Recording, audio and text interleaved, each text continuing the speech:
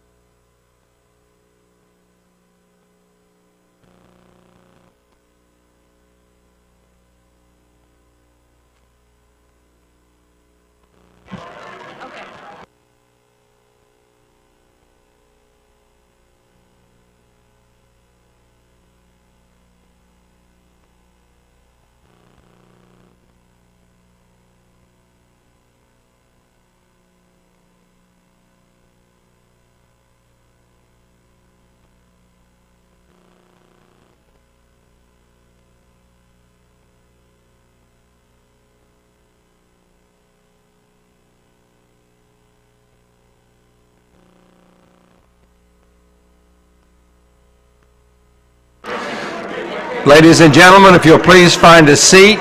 We have plenty of seats over here. Those in the back over here, if you'll please come in and find a seat for us.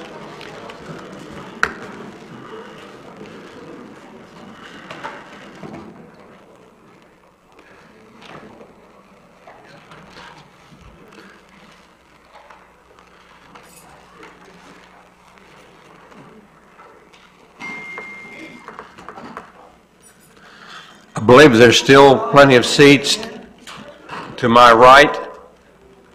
Anyone that's standing would like to sit?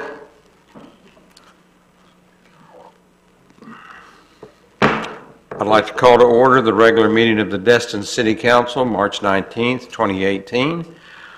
And we will begin once again with Father Mike Hesse, Church of Destin, to lead us in a prayer. If you'd all please stand after I just had you seat.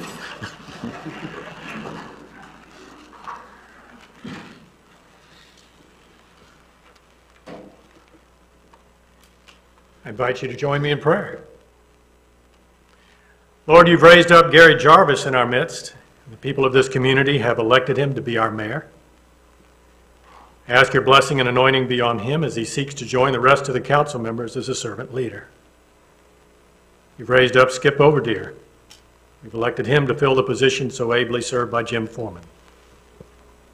We've re-elected Preble Ramswell and Rodney Braden to join with Tuffy Dixon and Kyron Marler, Parker Destin and Chatham Morgan.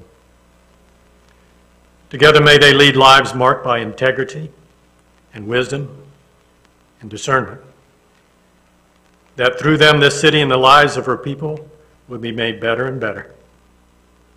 In all things, Lord, may we never forget to lift your name above all names, in thanksgiving for all the ways you have protected us and blessed us throughout the years. And now, Lord, we pray that you will bring your healing to our town and replace division with unity and enmity with respect and love. We know that you can do this if we are but willing. So we offer up these prayers in Jesus' name. Amen. Amen. Thank you. Once again, Councilmember Marler, would you lead us in the pledge? Yes, Mayor. I pledge allegiance to the flag of the United States of America and to the republic for which it stands, one nation, under God, indivisible, with liberty and justice for all.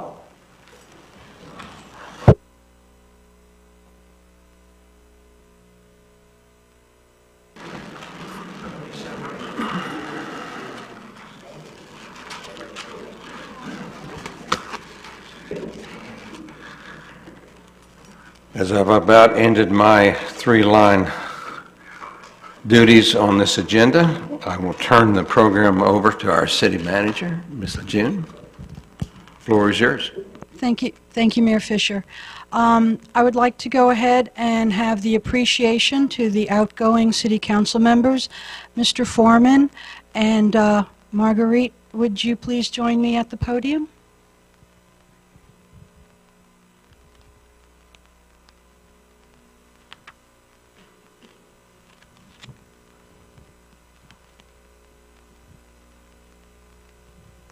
So I'd like to take this opportunity to talk a little bit about Mr. Foreman's accomplishments on the City Council.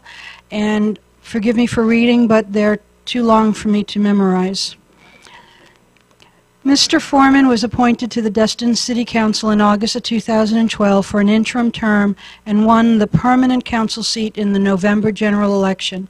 He served 2 previous terms on the City Council, 1996 through 2000 and 2002 through 2006, and he has served on a number of local and regional committees representing the City of Destin, the Florida League of Cities, Growth Management and Economic Affairs Committee. This committee addresses policies specific to municipal concerns with community redevelopment, economic development, growth management, and land use planning issues, annexation, eminent domain, tort liability, and property rights.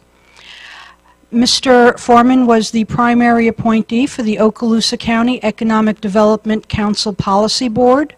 He was also the primary appointee to the Okaloosa County Transit Cooperative. The Transit Cooperative was formed under a memorandum of agreement among Okaloosa County and all of its municipalities, agreed to cooperate pursuant to the terms of the interlocal agreement in the operation of public transit cooperative in the county.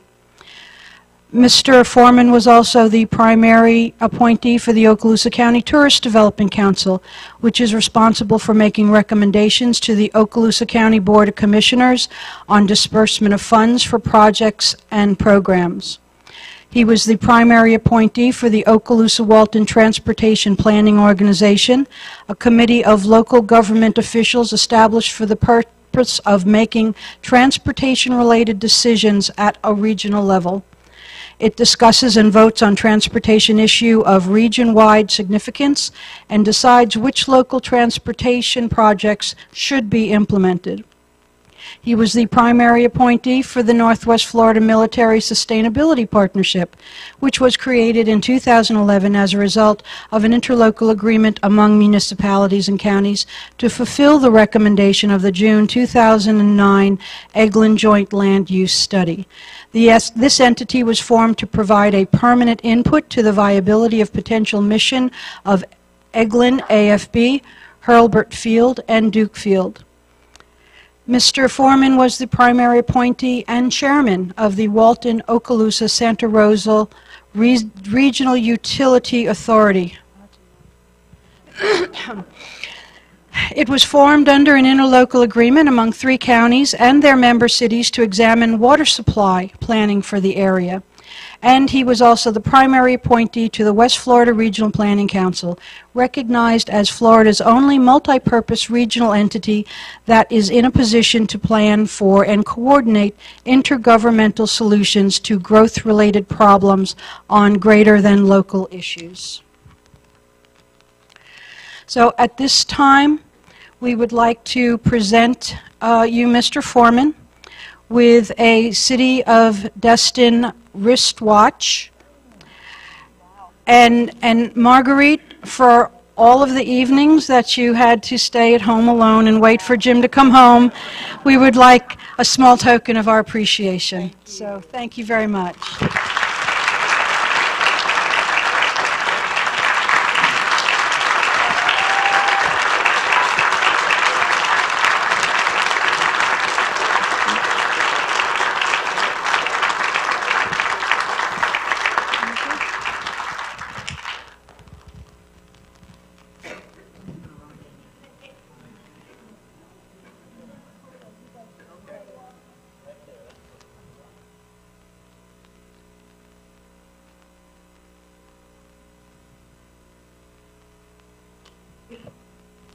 Thank you. Thank you.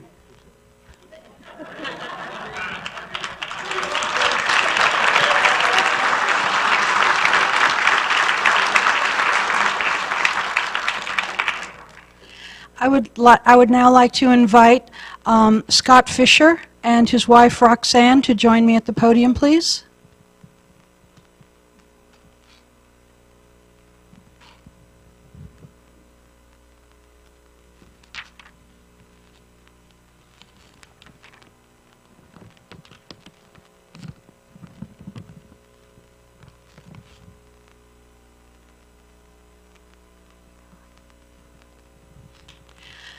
So Scott Fisher, although he was finishing out the term of former Mayor Mel Ponder, he accomplished quite a bit in the 2 years that he was with us. So Scott was the primary appointee to the Economic Development Council Policy Board, and this policy board oversees the work program and strategies of the Economic Development Council to determine issues of concern and courses of action for the Economic Development Council. It interfaces with local governments and all of our chambers of commerce.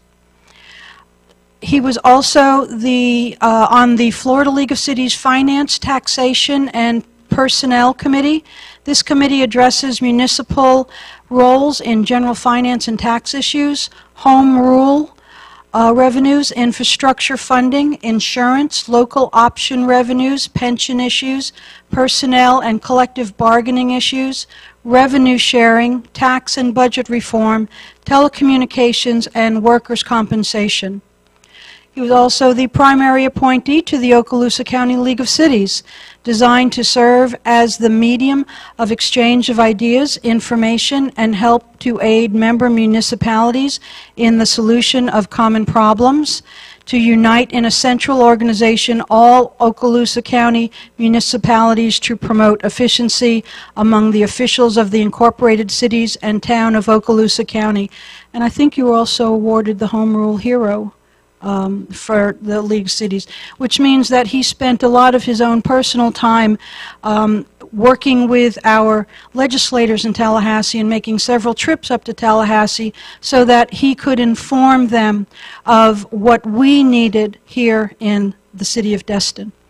And also, he was on the Northwest Florida Regional TPO, Regional Transportation Planning Partnership of the 4 western counties in West Florida, Escambia, Santa Rosa, Okaloosa, and Walton. It was created on May 2004 by interlocal agreement using Chapter 163 of the Florida statutes as its basis and written to comply with the new requirements for regional coordination approved by the legislature in 2003. So at this point, I would like to honor you, sir, with a City of Destin commemorative wristwatch. And Roxanne, I know that you traveled with Scott to a lot of the events, and you were always there and very supportive, so I'd like to thank you as well for your service to the City of Destin.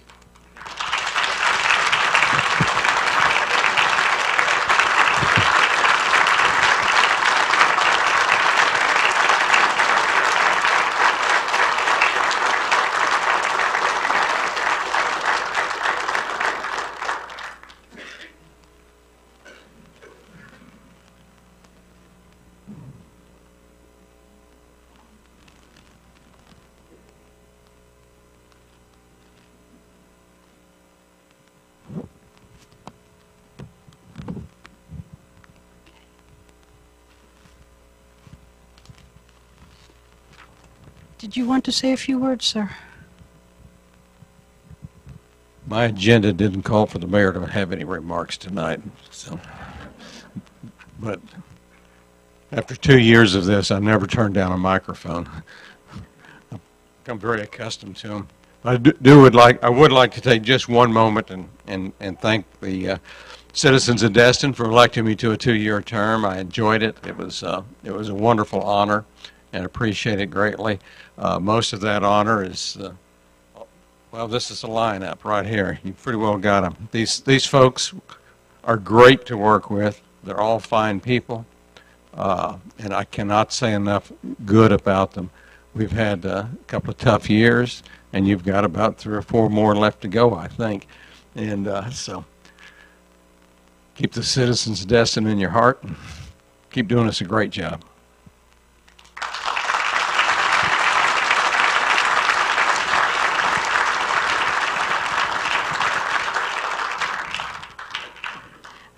At this time, we will begin the inauguration of the incoming mayor and city council member. I'd like to introduce Judge T. Patterson Maney.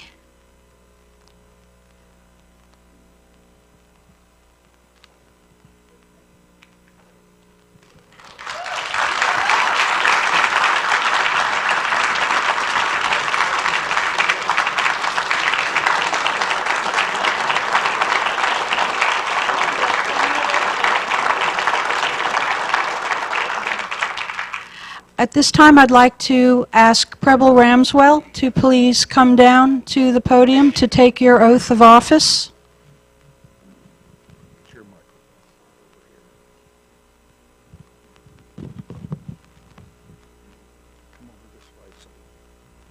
To the camera. Yeah. Good to see you. Okay, the oath of office comes from the state constitution, so if you'd raise your right hand, please, and be sworn. And repeat after me.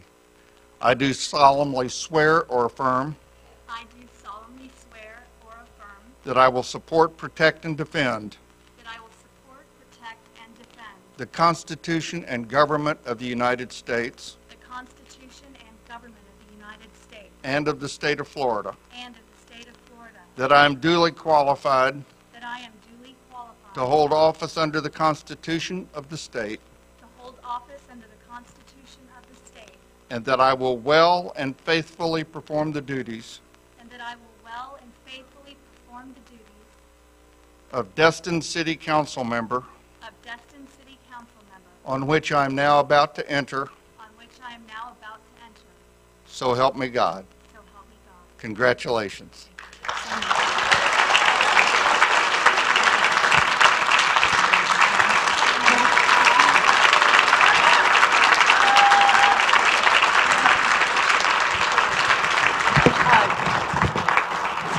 Thank you, God.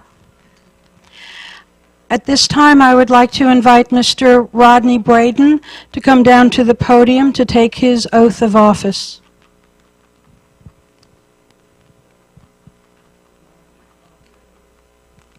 We've done this before. Yes, sir. Good to see you. Raise your right hand.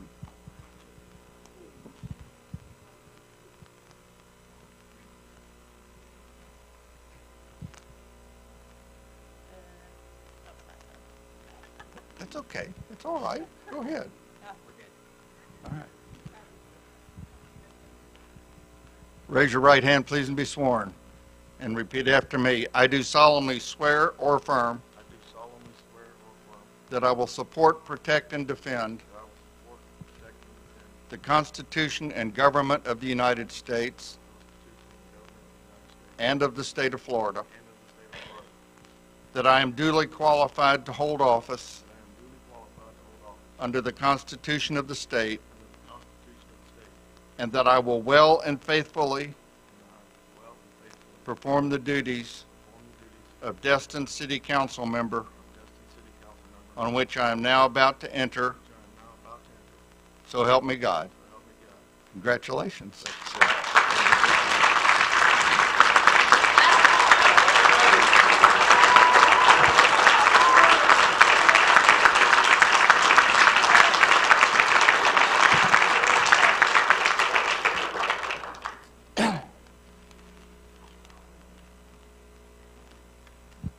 We need a crispy warrior next.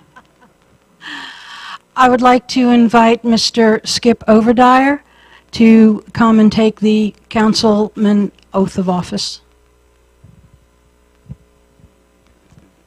Yeah, I got this short with me. Okay, raise your right hand.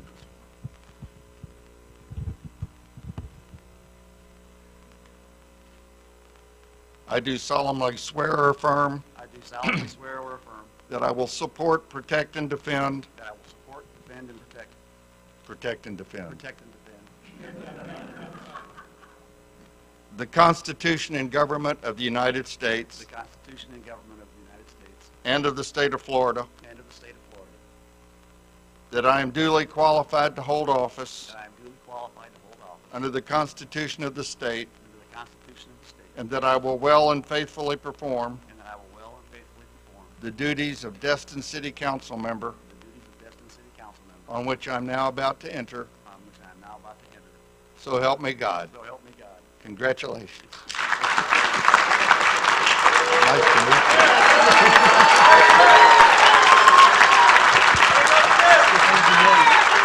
Not this week.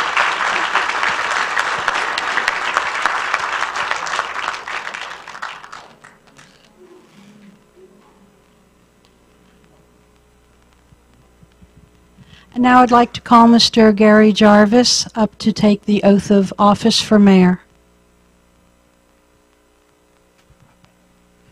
Judge, good to see you. Good to see you. Raise your right hand and be sworn.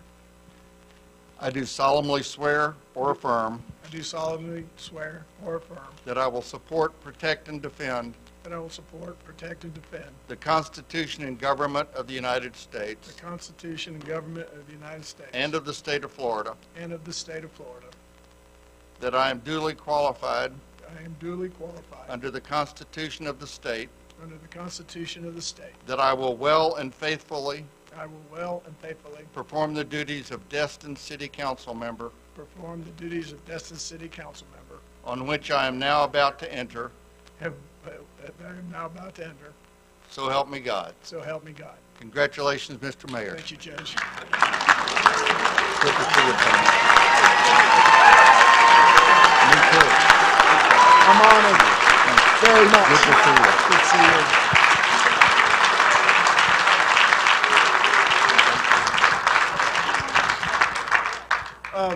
Father Mike and pastors of the Destin community, would you come up here real quick? That was a tough election cycle, and I think everybody was weary of it. I thought one of the very first things I did before I ever stepped up here and put the gavel in my hand was bring some of the pastors from our faith community here to just say an extra special prayer for our community. Father Mike.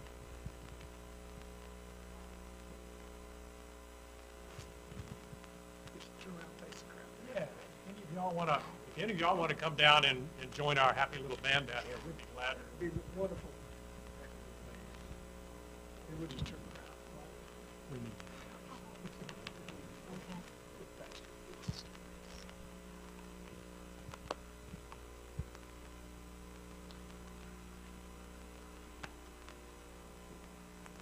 I hate lines. Let's gather closer. Okay, yeah.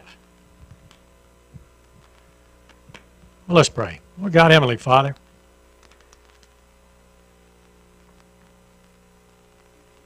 before your eyes we acknowledge that this was a nasty election. And we had no business acting the way we did, saying the things that we said, responding the way we responded. But you, Lord, you can heal all things. And we ask that you heal our town. We ask that you change hearts. We ask that you give us ears to hear. Really hear. Give us lips to speak blessings and not curses. We need wisdom, Lord. And I pray that you move among these members of the city council and our mayor and bind them together in unity.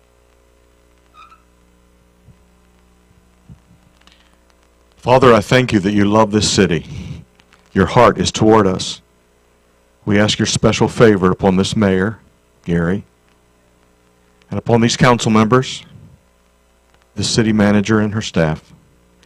God, I pray that they will show us, this city and the nation, the state of Florida, what leaders can do when they dwell together in unity. When they work together, give them patience and kindness.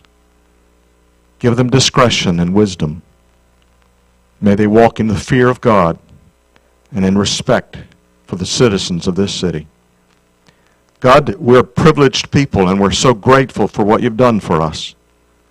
We thank you for, in your providence, allowing these persons to have the favor and the goodwill of the electorate.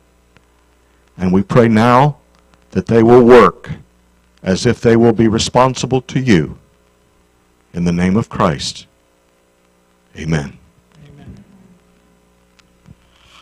Father, as a new citizen and of this city, Lord, it's an honor to come and just to pray a blessing over this council and the new ones that's come. And Lord, this is not new to you. Our fathers relied on the Bible, relied upon you as they founded this nation strongly. And Lord, your wisdom and not theirs. And so, Father, I pray for each and every one here that you will clearly give them that wisdom. And Lord, you tell us that unless you build the house, Lord, those who build it labor in vain. And sometimes we forget that you've blessed this nation immensely and you hold it up. And without you, we cannot stand. So, Father, I pray your blessings upon each and every one, that they will seek you not only in this city but in this nation. And we thank you for the privilege and the honor to just to come and pray a blessing upon each and every one that is in here, to support them, Lord, to speak words of blessing and not cursing, of your wisdom and your grace. We ask in Jesus' name. Amen. Amen. All right. Thank you, everyone. Let's get this party started.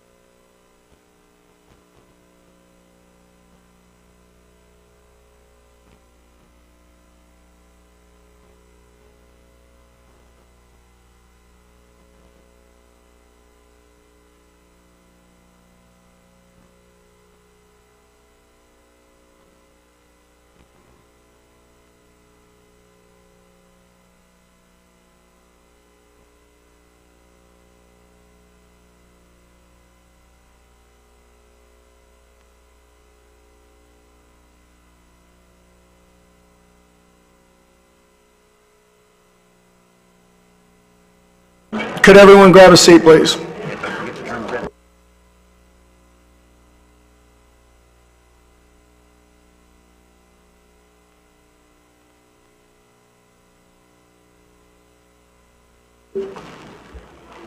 All right, the first item on the agenda with me as the mayor is the election of the mayor pro tem.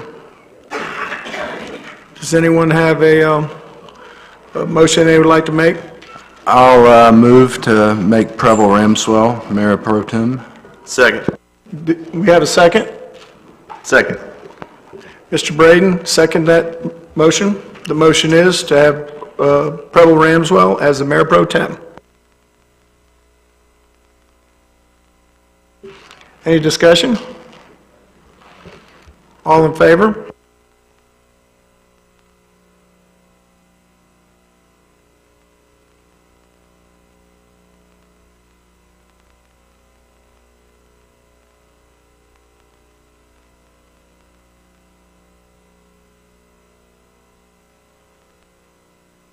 Thank you, guys. The ayes have it. Preble, Mayor Pro Tem, round two.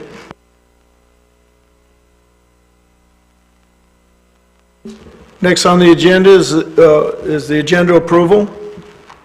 Motion to approve the minutes from December 18, 2017. Second. Wait a No, second. wait, we're We're jumping ahead of ourselves. Debbie. This is just the general approval of the agenda for the evening. I'll make that motion to approve the agenda.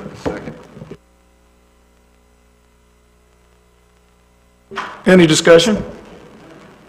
There being none?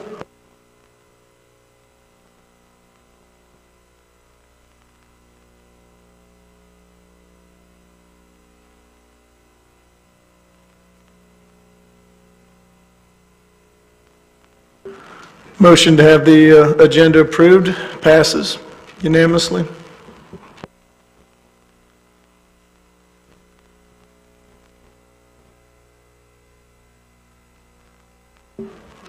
Geez, now we're, Tuffy does it. Tough is ready again. Go ahead, Tuffy. Sure. I'll make a motion to approve the minutes from December 18, 2017. Second. No discussion?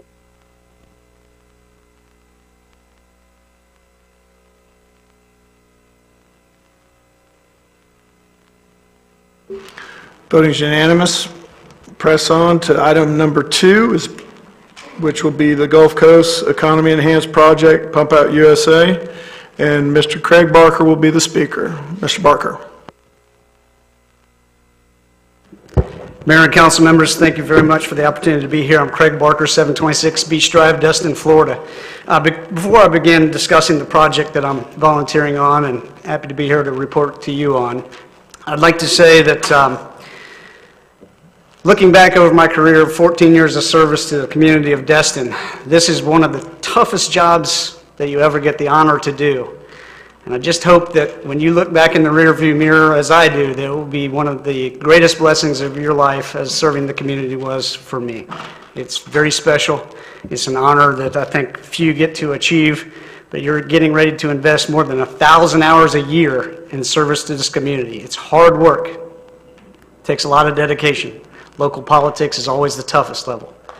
But do your best. Keep us in your thoughts and your prayers, and always vote with your heart, and we'll be a better community because of it.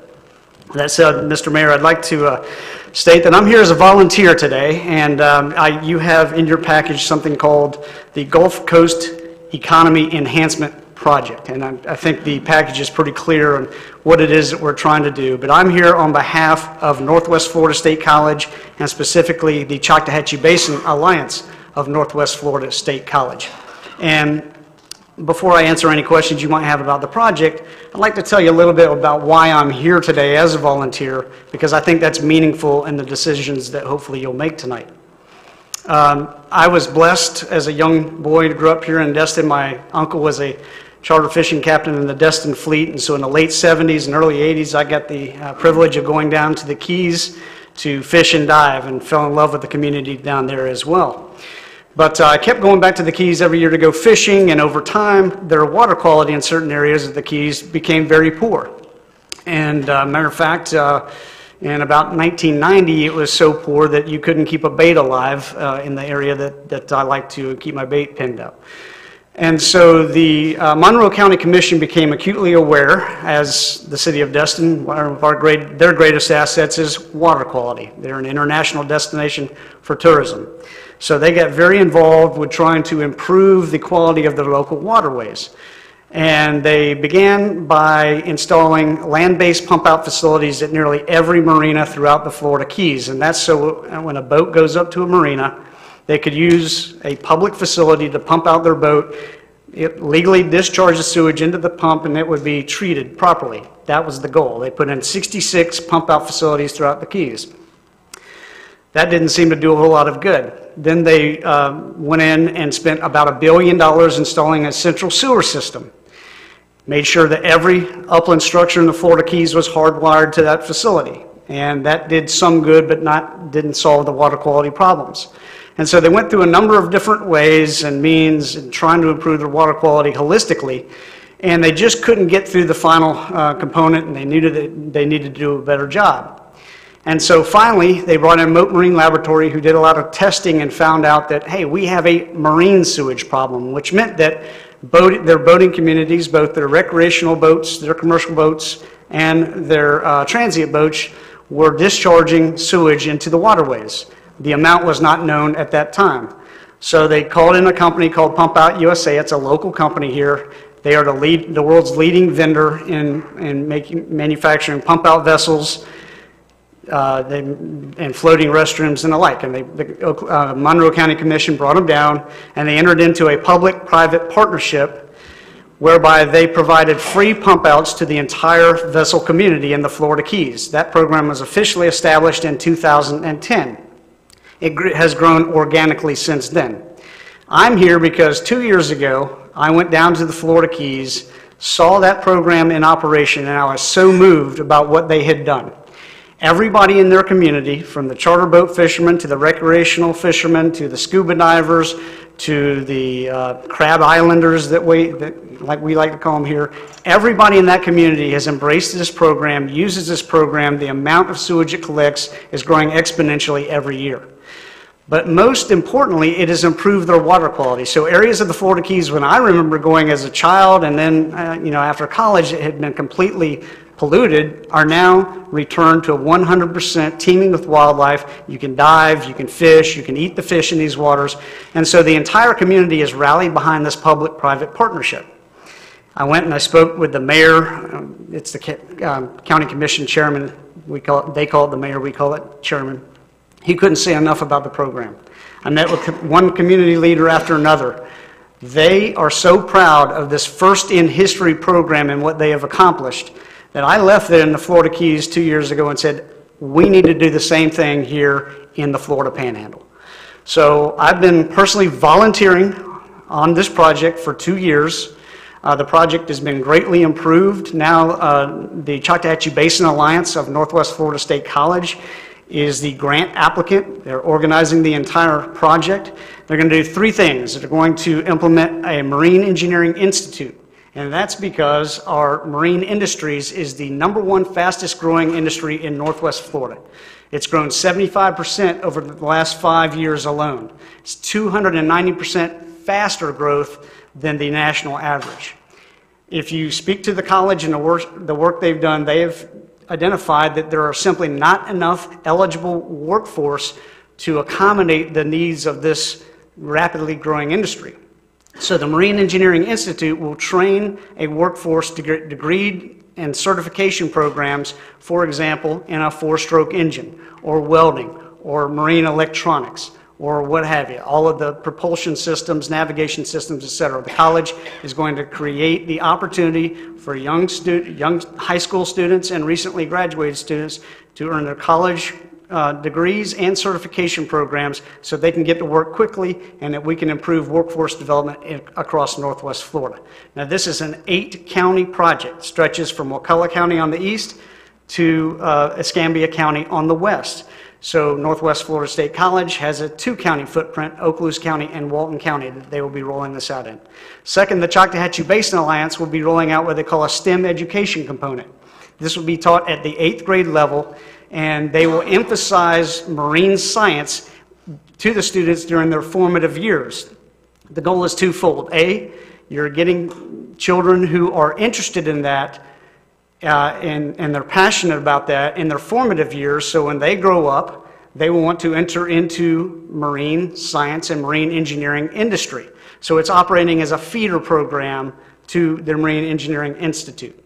And finally, the Choctawhatchee Basin Alliance and the college will outsource a marine pump-out program, which is the program that I saw in operation in the Florida Keys. Again, it's an 8-county region project, and it will put 14 pump-out vessels into service all across the entire Panhandle. And in fact, here in Okaloosa County, there will be 3 to 4 designated pump-out vessels that will serve the entire, anything that floats here in Okaloosa County will receive free pump-outs for the 7-year life of this grant program. In addition, we put 3 floating restrooms into service in the Choctawhatchee Bay area. I should note that floating restrooms are not currently allowed by statute in the state of Florida, but we've been discussing this at the cabinet level over in Tallahassee and have every reason to believe that they may smile upon us and give us a prototype status that we can show them we can put these floating restrooms into service and do a good job and manage a program well. And so I think it will do just really great things. So that is the program in a nutshell. I'll be happy to answer any questions. I would say that I'm here today because obviously we are pursuing federal grant opportunities. We have a grant window that closes next Tuesday on the 27th for one. It's the direct component through Okaloosa County. And then mid-April, we need to turn in our grant application for Triumph Gulf Coast. Every grant that we have looked at so far requires a local match of some kind and letters of support. We have gone out and got letters of support from pretty much everybody that we've asked to support the program, from Eglin to the Charter Boat Association, to the tour boat operators, to Our Marine, you name it, we've got it. Tri-Community Partnership, Northwest Florida State College, on and on and on. Everybody that I've met with and explained the program to them, when they see the benefits, when they read the letter from the mayor of Monroe County, when they read the personal testimonials that you have in your package, they understand that regardless of where you live in the world, it's likely that if you have a high vessel concentration, you probably have a water quality problem. This is the first of its kind ever in the history of modern mankind. It's been implemented for 7 years in the Florida Keys and has done miraculous work. So that's why I'm here as a community volunteer trying to get this done in Northwest Florida. And I would very much like to have your support, both and Grace, I guess, will explain what it is that we're asking for, but and how to go about getting that. But I would humbly ask you to support this project with every means that you can. And I'd be happy to answer any questions. Mr. Dixon, you got the floor. Thank you. And I know that do you, City Manager, do you want to weigh in on this before I ask questions or anything like that? The one thing that I was going to speak to, sir, was process. If at the end of the discussion the council would like to proceed with support, there's just two things I need to bring to your attention on process, but that can wait till after questions and discussion. Okay, thank you. Thank you, Mayor. A couple things I got, and believe me, I support this 100%. I just want to make sure that we don't do something that's going to kick us in the rear end a little later on. Absolutely. I'm a little bit concerned about the fact that we're talking about putting the boats at our boat launch, and I want to make sure that we do this in a way that if we need to bid this out to, and I know there's not a competitor out there to bid it, but if it needs bidding out, if it needs a request for proposal or a request for qualifications or whatever it is that we would normally do, I think that we need to follow the same process. I'm not trying to muddy the water because I am absolutely supportive of it, but I just want to make sure that we do it the correct way. You mentioned bathrooms in the bay, and are you putting bathrooms on Crab Island? Do you mind if I answer one question at a time? Yeah, go ahead, I'm sorry. Yeah, as far as the bid procedures, you're absolutely right. Wouldn't have it any other way. This entire program, the Marine Pump Out Program, will be bid under competitive bid procedures established by Treasury. And so the college will be going through that process, and I know that they are in the process now of standing up the request for proposals and the scope of services, et cetera. So it will be properly bid. As it relates to the mooring the vessels at the Joe's Bayou boat launch, is what's been proposed by me. There is a dock on the west side of the boat launch. I mean, I've got a 20-year history of that. I've never seen a boat that's been tied up there ever. It's a portion of the dock that's gone unused. These pump-out vessels are anywhere between 21 feet and maybe 25 feet. So they're not consuming a lot of dock there. The other good thing is the city has a fixed-base pump-out facility that's right there on that dock, and it would be perfect just to tie up a couple of pump-out boats there and then use that land-based facility to discharge the marine sewage that's collected by the boats right into that facility, and then it goes right into Destin water users for proper processing. And the third question, Tuffy? Well, actually, the Crab Island. Crab Island. Yeah, the Crab Island, restrooms at Crab Island. I'm hoping we're not doing that. That's a good question. I don't know that I have an assessment for you yet. The entire, what I would call the articulation of the agreement and how it would be finalized would really be up to the college and their scope of services. The floating restrooms, they are in 36 states across the nation, as I understand it, and they are growing and they do a great job. If the community decides that the floating restrooms are not to be desired at Crab Island or Noriega Point, or for that matter anywhere in Choctawhatchee Bay, then they wouldn't be placed into service under this project. All right, and then I think the only other thing I got, I'm sorry, Mr. Mayor, one other thing, I want to make sure that we're not establishing a commercial operation in a residential neighborhood. And one of the things I think about with that, though, is that we're already basically running a commercial operation from there because we charge for the boat launches. So, you know, as long as we're not doing anything to violate our own rules, and I certainly have no problem with it. I just wanted to bring these issues up because I want to make sure that we're not doing anything, again, that can come back and kick us down the road. Thank you. Yeah, and I appreciate that, Councilman. This program does not even require a business license from the City of Destin to be issued. Obviously, if it was approved and went forward and got funded, I would encourage them to come in and get a business license. But this is a voluntary program, does not require an enabling statute or an enabling ordinance. It's voluntary. And that's the component that usually, typically, has drawn 100% compliance. I wish I had a better answer for you as to the exact specific details of where floating restrooms might go.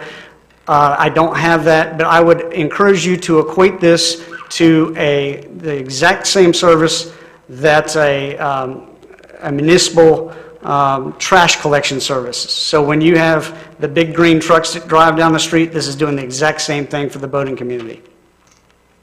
Thank you, thank you, thank you. Good Thank you, job. Councilman. Chair recognizes Mr. Marler. Thank you, Mayor. Craig, you said something, I think, two parts. You said something about with the partnership of the city about possible monetary, but you're trying to get everything funded as a grant, correct?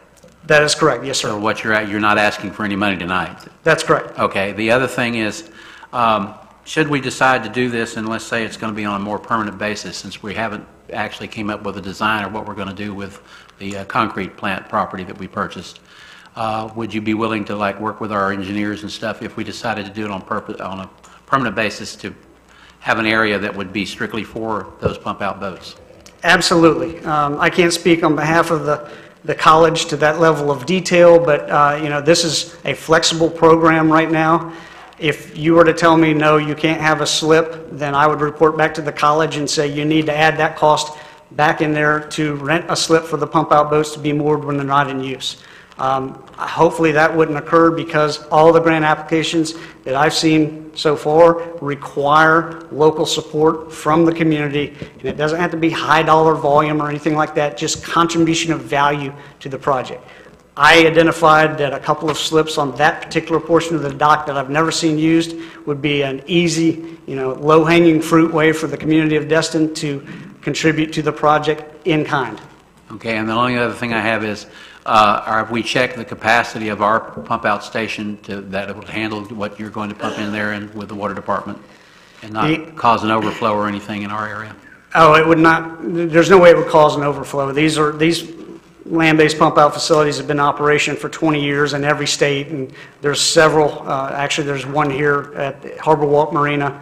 There's one located at Joe's Bayou Marina. It's my understanding the one at Joe's Bayou launch has not been in operation for a long time. I'm sure this program would come in if funded and replace that pump at its own expense. Okay, that's all.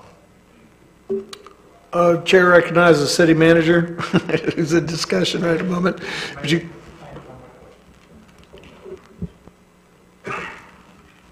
Hold on just a second. Go ahead, Tuffy. I'm sorry. Smell. I don't want to get complaints about smell. Static, is it sitting there? Is it smelling? Is it something we're going to have to deal with as far as odor is concerned? Absolutely not. Because I know what you're dealing with does stink, but I'm just saying that, you know, I don't want to get calls that, you know, that bothering people in the No, neighborhood. and believe me, I wouldn't be here if that were the case. The beauty of this program is the way that it is operating in the Florida Keys. It began with a lot of logistical challenges, but they've ironed out all those challenges. It is a well-performing machine right now. There is no odor, nothing. It's well-contained and very, well, it's probably the single most responsible program that I've ever witnessed firsthand. Thank you, Mr. Mayor. The chair recognizes Ms. Ramswell.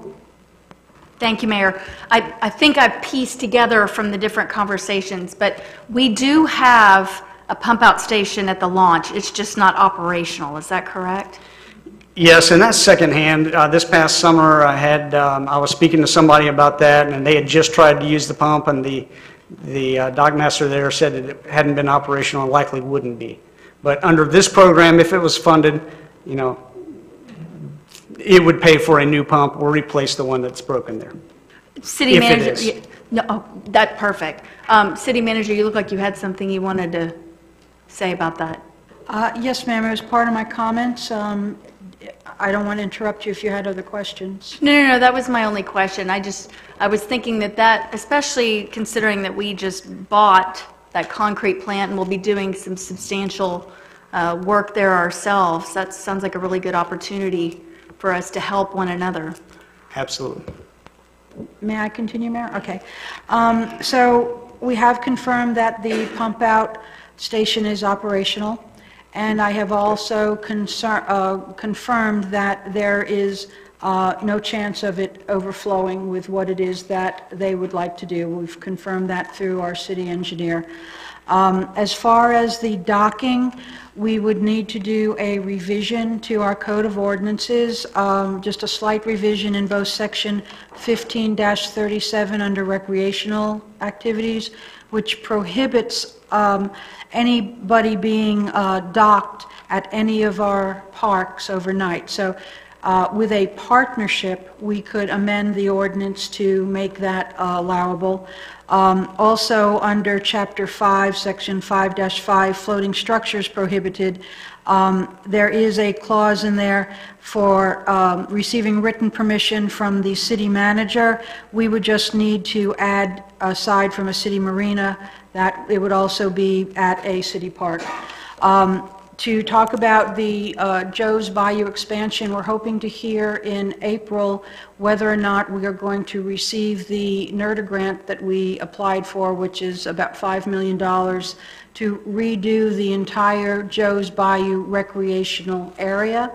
And if this is something that the City Council is agreeable to, then and the program is to be continued, we could absolutely try to design something that would take care of allowing that to continue.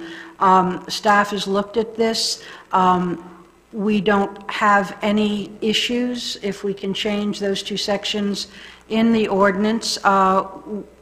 We believe that it would be beneficial to the community. So at the April 2nd meeting, if I have the direction from council, I can bring back first reading for those changes to the ordinance, and then council can also direct me to either bring forward a resolution of support or to draft a letter of support for signature by the mayor. And this would be an official partnership with the organization in order to provide in-kind for the grant.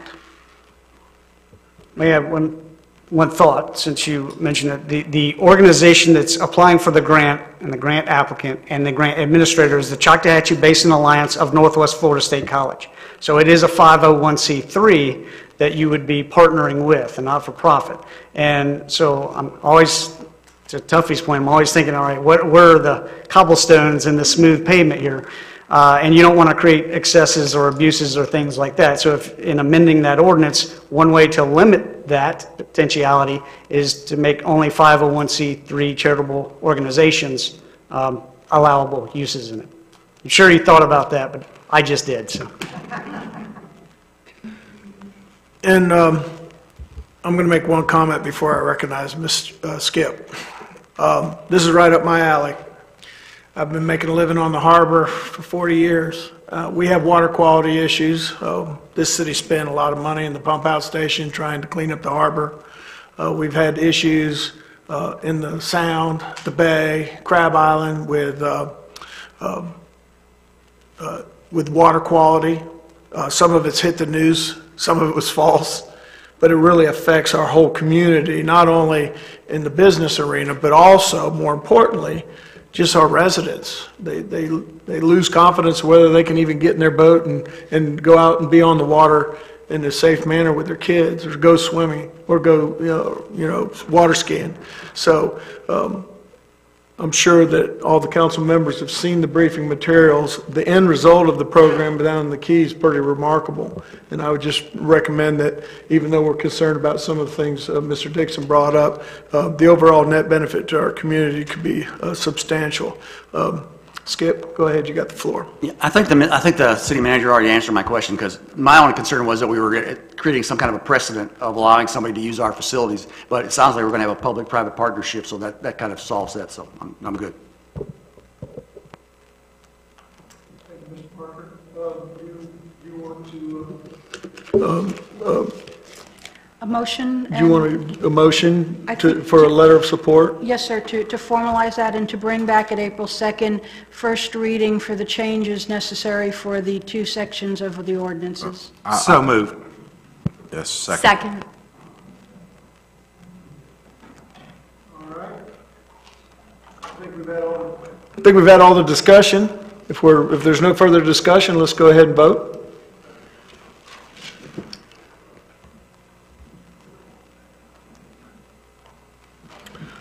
The ayes have it unanimously. Mayor, City Council, thank you very much for your support. Thank you, Mr. Parker.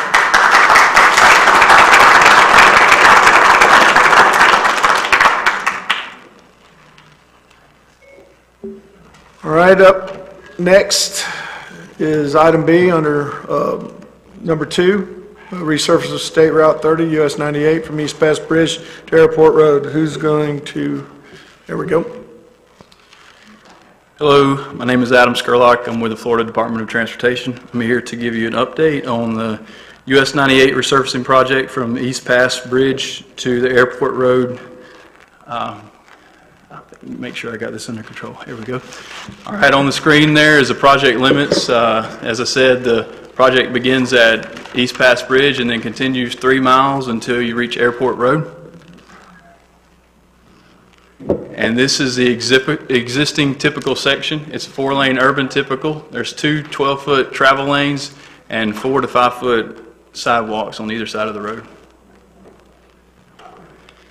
The proposed typical is an urban typical section, 2 10-foot travel lanes, 4-foot bike lanes on either side in both directions, and then 6-foot sidewalk improvements on the south side. The anticipated construction cost is $4.1 million.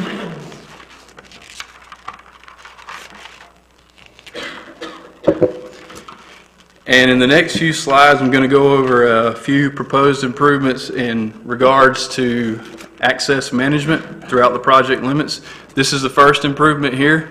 This is located just east of the East Pass Bridge. This improvement will provide an eastbound right turn lane into Harbor Walk Village.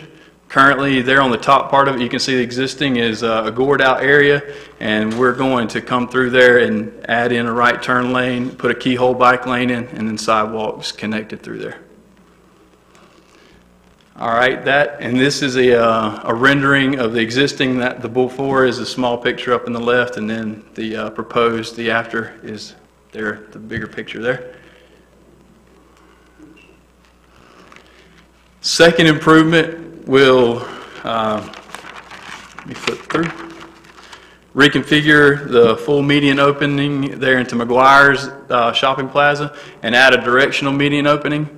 We'll be removing the westbound left turn lanes in front of Harbor Walk Village in order to provide this offset left turn lane on Stallman Avenue. And again, you can see the existing on the top, those left turn lanes there in the westbound direction. We'll be removing those, putting in the offset left turn lanes, and adding the directional median in there. Sir, can I interrupt real quick with a question? Yes, ma'am. The median sections that you're including, is that just going to be striping of the pavement? Or are you going to actually build in like a grassy knoll median? This particular one, if you're referencing this improvement number 2, that will be a grass, that green will be a grassed area. New curb and gutter outlining that grassed area. And what about the yellow triangle that's not filled in with green? That will, I believe our proposed improvement there is concrete because of the maintenance of that, you know, getting someone out there to mow, take care of that area. A small triangle wouldn't be safe to put somebody there. It's not very safe to put somebody there to begin with, but the other area is larger. You can get in there a lot easier. So that the green area will be grass, and the small triangle there that splits that left turn, left in and left out will be concrete. Thank you. I was just thinking people wouldn't pay attention to paint on the road. Yeah. Thank you. No, it will be raised. There will be a separation there. Thank you. And then this next picture will probably show you a little bit better what it'll look like. So there on the tops, the existing before, and then that is after, that grassed area, concrete. All right, proposed improvement number 3. We're going to remove the existing eastbound left turn lane and create a directional median opening east of Stallman Avenue to extend the westbound left turn lane into Harbor Walk Village. There you can see on the top, there's a left turn lane, and basically we're removing a part of that median area to extend that left turn lane out, and when doing so, we have to close off the left turn lane in the eastbound direction, and we are still providing access there, that little slip lane, if you will, that goes to the south there. And then again, you can see the before and after pictures here. That after picture is that slip lane that I was referencing. That is looking in the westbound direction. And lastly, improvement number 4, we're going to construct eastbound left turn lane into the Days Inn Chick-fil-A shared driveway. It's as simple as that. The before there is a closed off median, and now we're adding in a left turn lane because of the traffic demand going into that those businesses there. Everybody will be able to get into Chick-fil-A a little bit easier. Yeah, me too. And then here once again we've got the renderings of the before and after. So on this project, we're constructing 6-foot sidewalk, and the limits of that is from Ships Chandler to Gulf Shore Drive on the south side only.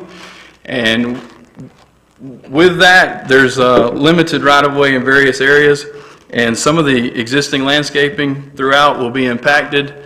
And we're working, FDOT is working with City of Destin staff to make sure that we coordinate with the local businesses, property owners, to make sure that everything gets handled. There's some street address, monuments, markers, landscaping, irrigation systems that we'll have to make sure we take care of and coordinate through. But we are working with the City of Destin staff to make sure that gets taken care of and handled appropriately prior to construction.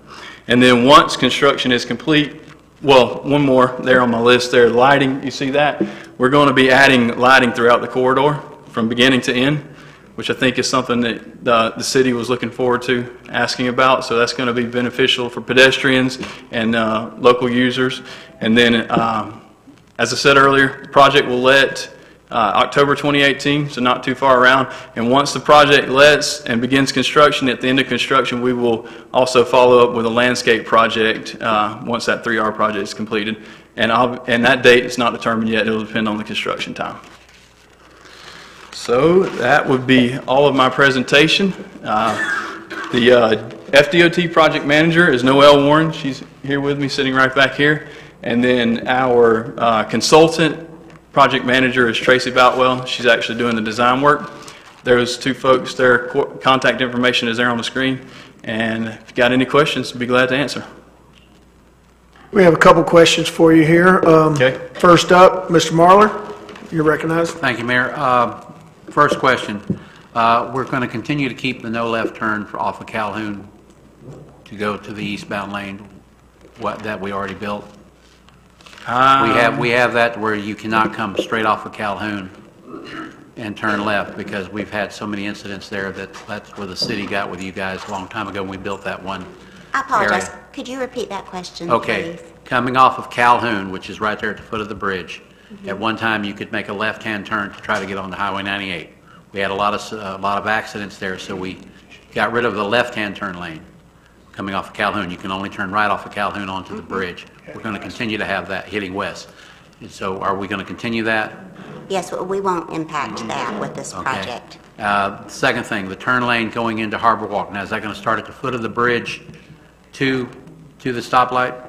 It will not go all the way to the stoplight. It will go where there's an opening there as you're approaching the stoplight. The DOT has worked with the property owner there because what we understand is that it becomes a traffic issue getting the traffic to the light to turn. So we're working with them to improve the function of the traffic flow through there so people will have the opportunity to turn in prior to the light. Okay, and now the last one I had was where you're getting rid of the eastbound turn lane. I guess it's at Palmetto Street, I think, and it's where it's at, or close to that. And you're going to continue the westbound longer, so you're going to cut that little section out. You have a westbound turn lane that turns into AJ's. Then you have a little bit of a median, and then it goes in and turns into Harbor Walk Village. Are we just going to get rid of that little section and make it a longer? Yes, sir. I couldn't tell by the rendering. Yes, That's why. sir. Pull back to it Yeah. here for you. Yes, let's see. Yeah, I think that's it. That little piece will be, is that what you're referencing? Yeah, you've got a piece of median there that That's because right. you have to make two. You have to, if you're going to turn it into AJ's, that's fine. But if you, oops, I forgot I wasn't turning into AJ. I was going into Harbor Walk Village. You got to bump back out into traffic. That won't happen anymore. We'll extend it back to where you're talking about, that first initial opportunity to get in a left turn lane, and then there won't be any option for eastbound traffic to turn left here anymore. So people can come here, slip through if they need to get to this business here, but it's basically we're removing that to extend that turn lane. Okay, and then back. That's right. Well, let's back up again back to the turn lane coming off the bridge to Harbor Walk Village on the eastbound lane. So that my question was: we're going to leave the hash marks at the foot of the bridge and then start the turn lane, or is it going to go from the foot of the bridge all the way to the light? Oh, I apologize. It's going to start coming off the bridge, like you see there where the hash marks were. Okay, because when they built the Emerald Grand and the Harbor Walk, we were told, well, that we couldn't have the entrance. That there is an entrance right there as you come off the bridge, but it's not designed for the turning that it has there now. And so I'm just making sure, because I think they were restricted from having it turn lane there originally by DOT because it was so close to the walkway of the bridge. Okay. I think that decision has been reviewed Okay. and modified. And lastly, and nothing personal, but the bridge is actually William T. Marler Memorial Bridge, not Destin, not East Pass Bridge. Okay. Sorry about that, but it is named after my great grandfather, so I would like it. Yes, sir, That's the I official name understand. by the state. So. All right, the chair recognizes Ms. Ramswell. Thank you, Mayor. Couple questions. I noticed, I think it's in the next slide forward, it's showing that bike lane there.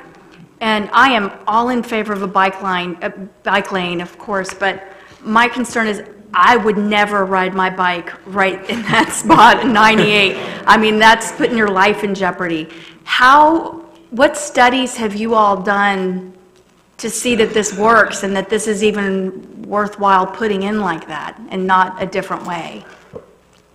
That's actually termed a keyhole bike lane, and it's standard practice, Florida Department of Transportation, at all right turn lanes. We provide that keyhole bike lane when there are existing bike lane facilities on a roadway. So we're adding in that 4-foot bike lane, shrinking down our travel lanes to 10 feet, providing that bike lane. And this basically allows a bicyclist, and generally these are avid cyclists that ride in the road in these types of scenarios.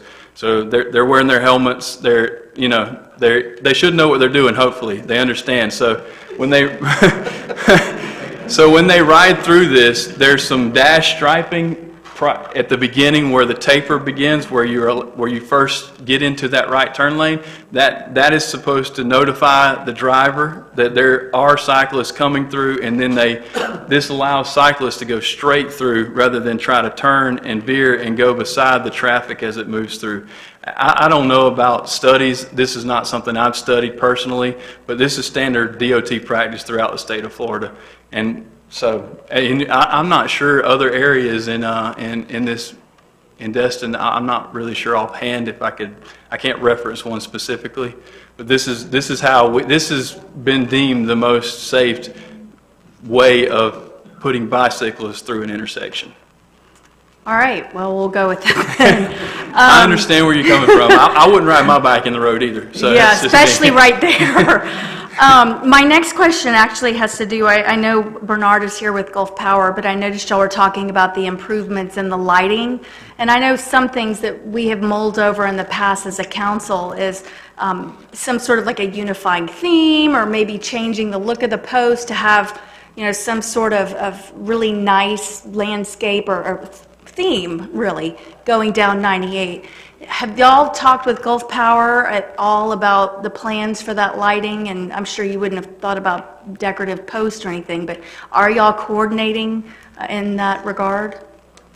There has been coordination previously. We have a utility coordinator it is his job to coordinate with the utilities on this.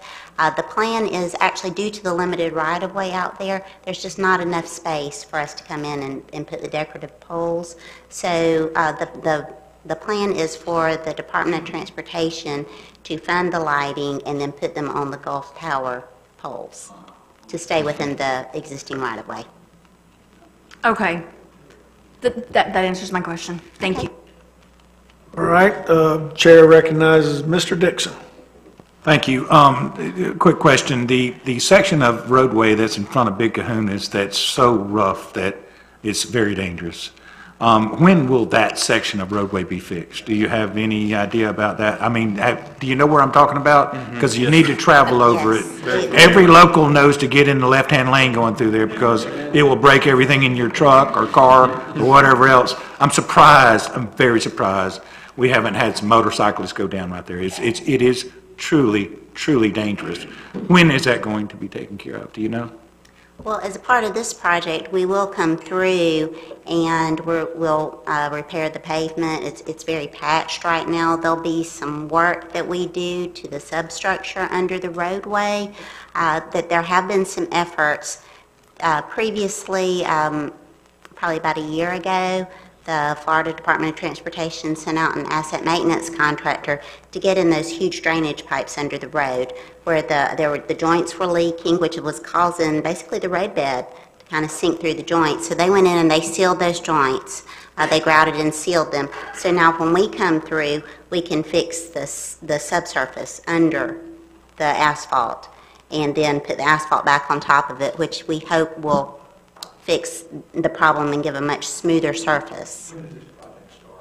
Well, we accept bids in October of 2018, so typically it's about 3 months after that when you'll see a contractor out there, so probably January, February of 2019. Mm-hmm. All right, thank you very much. Any further questions? I don't see any. Thank you. Thank you.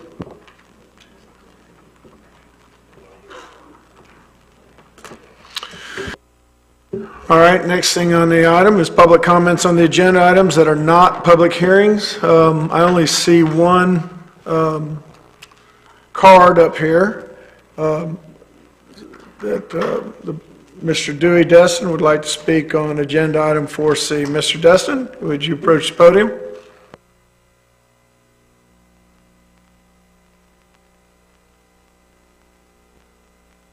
Dewey Destin, 777 Spring Lake Drive. I want to talk about the parking lot on Seibert and the plan to make it paid. And it just occurred to me the other day as I was wandering through on St. Patrick's Day and seeing the parking in the lot and all up and down Seibert.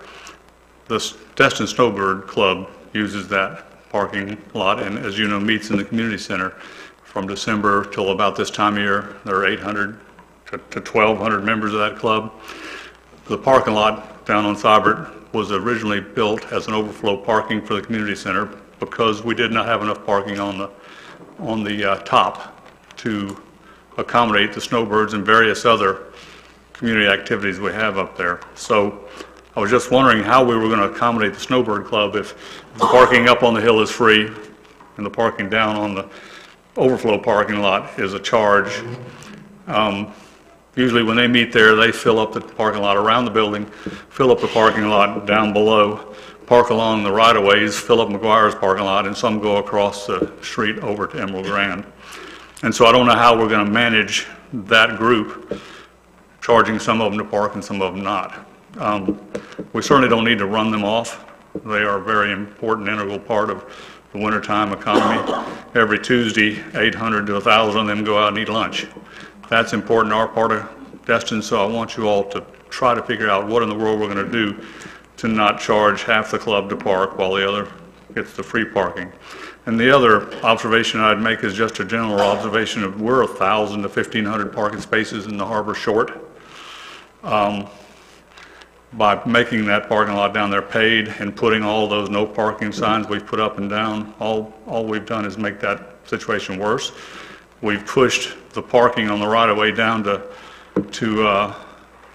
the residential areas on down past the community center, which I noticed we put no parking signs up down there now, which is at least a step to try to figure that problem out. But really, the problem is that we don't have enough parking. And so I approached some of the stakeholders, the business owners on our end of town, who said they would participate with the city to improve parking in our area. I know that we own some property, or the city owns some property between this parking lot and the library. They have volunteered to contribute toward turning that into temporary parking, and also to contribute money toward seeing what kind of parking can be put on the right-of-way right close to this parking lot, so it won't be pushed down to the neighbors on down the way. So I would urge you to give this some thought, because we certainly don't need to run off the Snowbird Club, and we need to, at least on a temporary basis, until we've figured out how we're going to get more parking, to address it as best we can. We're a month and a half away from summer. I don't know if any of you drove down there during St. Patrick's Day celebration, but they were parked all the way to the library once again. And they do that every Thursday and every weekend of summer. So let's work together, and I will work with those business owners down on that end to see if we can't get some contributions towards solving the problem, at least for this summer. Thank you. Thank you, Mr. Destin. Next up, item number 4 on the agenda, the city manager's report. Mayor, can I ask a question about something Mr. Destin brought up? Oh, go ahead. One thing he mentioned was, what can we do? And I remember at the last meeting, we were talking about people utilizing the community center and what could we do for them. Maybe we could look at issuing a parking pass or a permit like we discussed for the community center folks. May I respond, Just Mayor? a thought. Mm-hmm. May I respond, sir? Yes, go ahead, City. We will be addressing that under 4C. Awesome, thank you. You have the floor. Yes, sir, thank you. So at the previous meeting, previous meetings, I was asked to schedule 2 workshops, one for short-term rental and one for the tree ordinance. There was concern from members of the council that perhaps we should wait and discuss this after the election to make sure that there is still, number one, the desire to hold both of these workshops, and number two, we didn't want to set a meeting that may conflict with any new person coming on to the council. So what I would like to get from the council right now is, do we still want to hold both of these workshops? And we would like to look at dates in May, non-council member Mondays or Thursday evenings to hold these workshops, if that is the desire of the council. I've been asked not to schedule anything for April because I understand it's cobia season.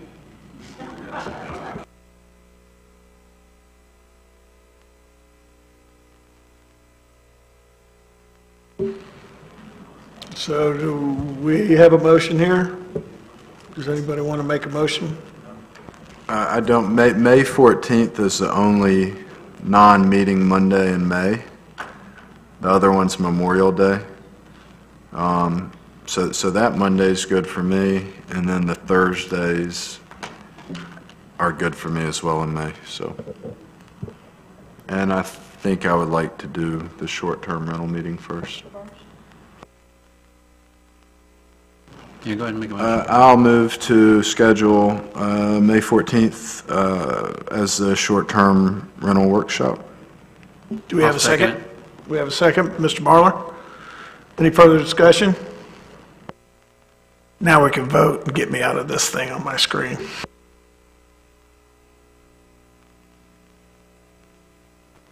Ayes have it, unanimous. Do we want to have a motion for the tree ordinance workshop? Y'all should pick a date first, then make the motion. So since all of the Mondays are taken up, Thursday evenings, if I may ask the city clerk, do we have any advisory board meetings scheduled on a Thursday in the month of May? Normally, LPA is the third Thursday. Okay, so aside from the third Thursday, is there the first, second, or fourth Thursday that is agreeable to council for the tree ordinance, second Thursday? The second Thursday in May is May 17th, so 10th. That's the second, that's right. So if, would the council like me to set May 10th as the tree ordinance workshop? I'll make that motion. Do I have a second? We have a second. Any further discussion? Seeing none, we shall vote.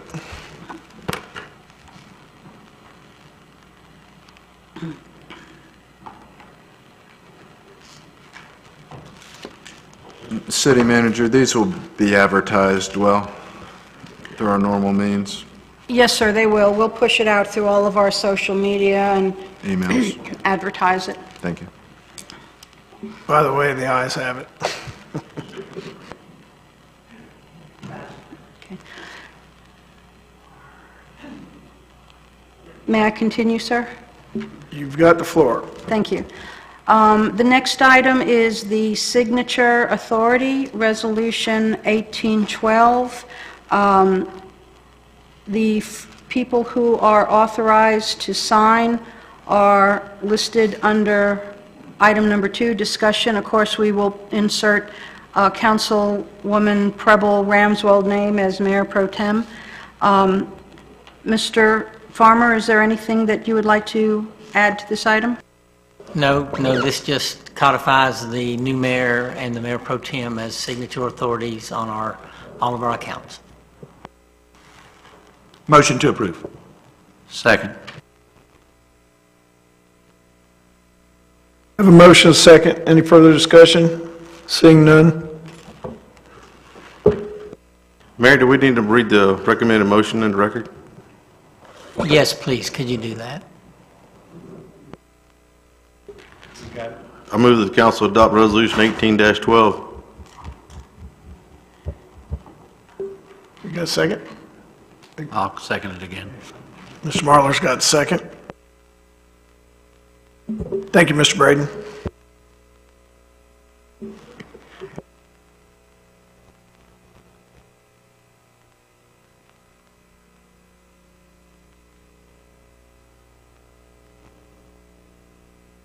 Ayes have it, so moved. Go ahead.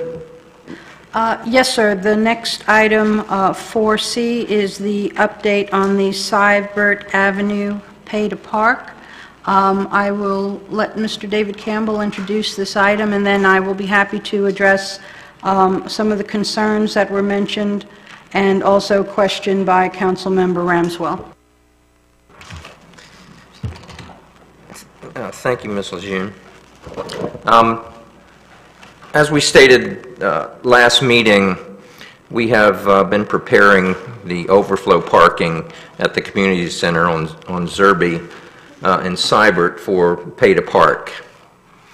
Along with that, we have been working on a method through the community center in order to accommodate the folks that visit the community center, both the Snowbird Club and all the folks that enjoy the activities at the community center.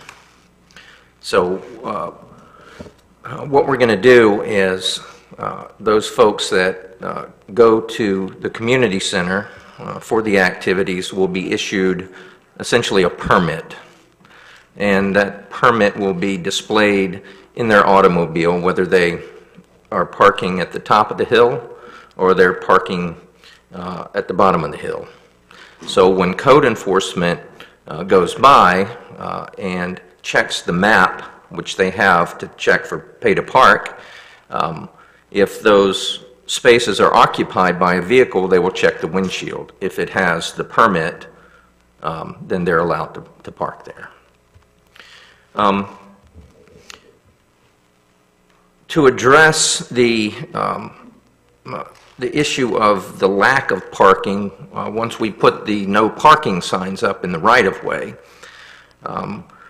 engineering department is working on a design to make Seibert one way from Calhoun down to Zerby, and to pave an additional 27 parking spaces. And I have a little depiction here of what we're talking about. You can see Seibert Avenue would have roadside parking, and that would also be pay to park. With this design, we would install an 8-foot pedestrian sidewalk with lighting that would eventually tie to our Calhoun Avenue pathway that runs from the parks that we have on Calhoun and ultimately under the bridge to the boardwalk. Additionally, we do have a piece of property adjacent to the cemetery that could accommodate up to 44 additional parking spaces. Now, in order to improve this site, it would take a development order, and that's not something that we would be able to accomplish before summertime. Right now, currently, it's very sandy. I wouldn't advise parking there at all. The fourth thing that we're working on, we have put out request for proposal, and that went out last week.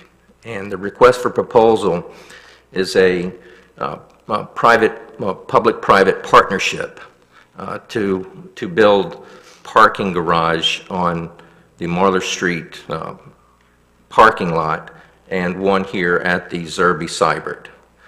Now, we're allowing 3 months for a response on that proposal. We will, however, in April, we'll have a mandatory pre-proposal meeting with those folks that are interested.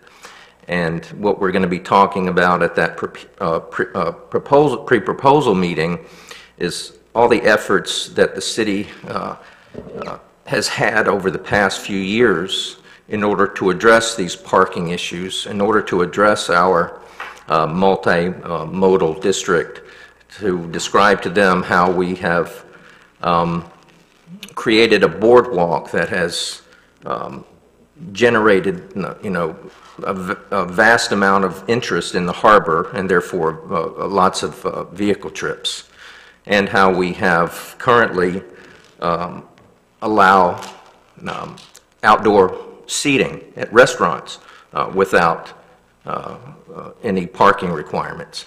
And the object would be to describe to these folks how we do need parking in this district. And obviously a partnership, they would have to determine how they could make money off of it. Hopefully we can get that kicked off very soon. And if you have any questions with anything I just described, please let me know. I would like to just add to something that Mr. Campbell said. We've met with staff numerous times on the program for permitting.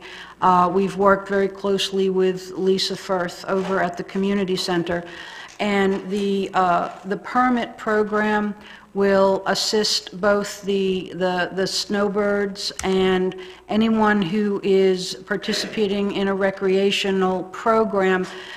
We do plan to have the community center as a permit-only parking lot to discourage the restaurant workers from parking in our community parking lot. Unfortunately, a lot of the overflow parking down on the Zerby lot are recreational people who cannot park up top because there are restaurant workers parked there, and there's restaurant workers parked down on the Zerby lot. So with the permit program, everyone will be, who participates in the community center, they will be assured of getting a spot up top at the community center, because only the people who enjoy the community center will be able to park there.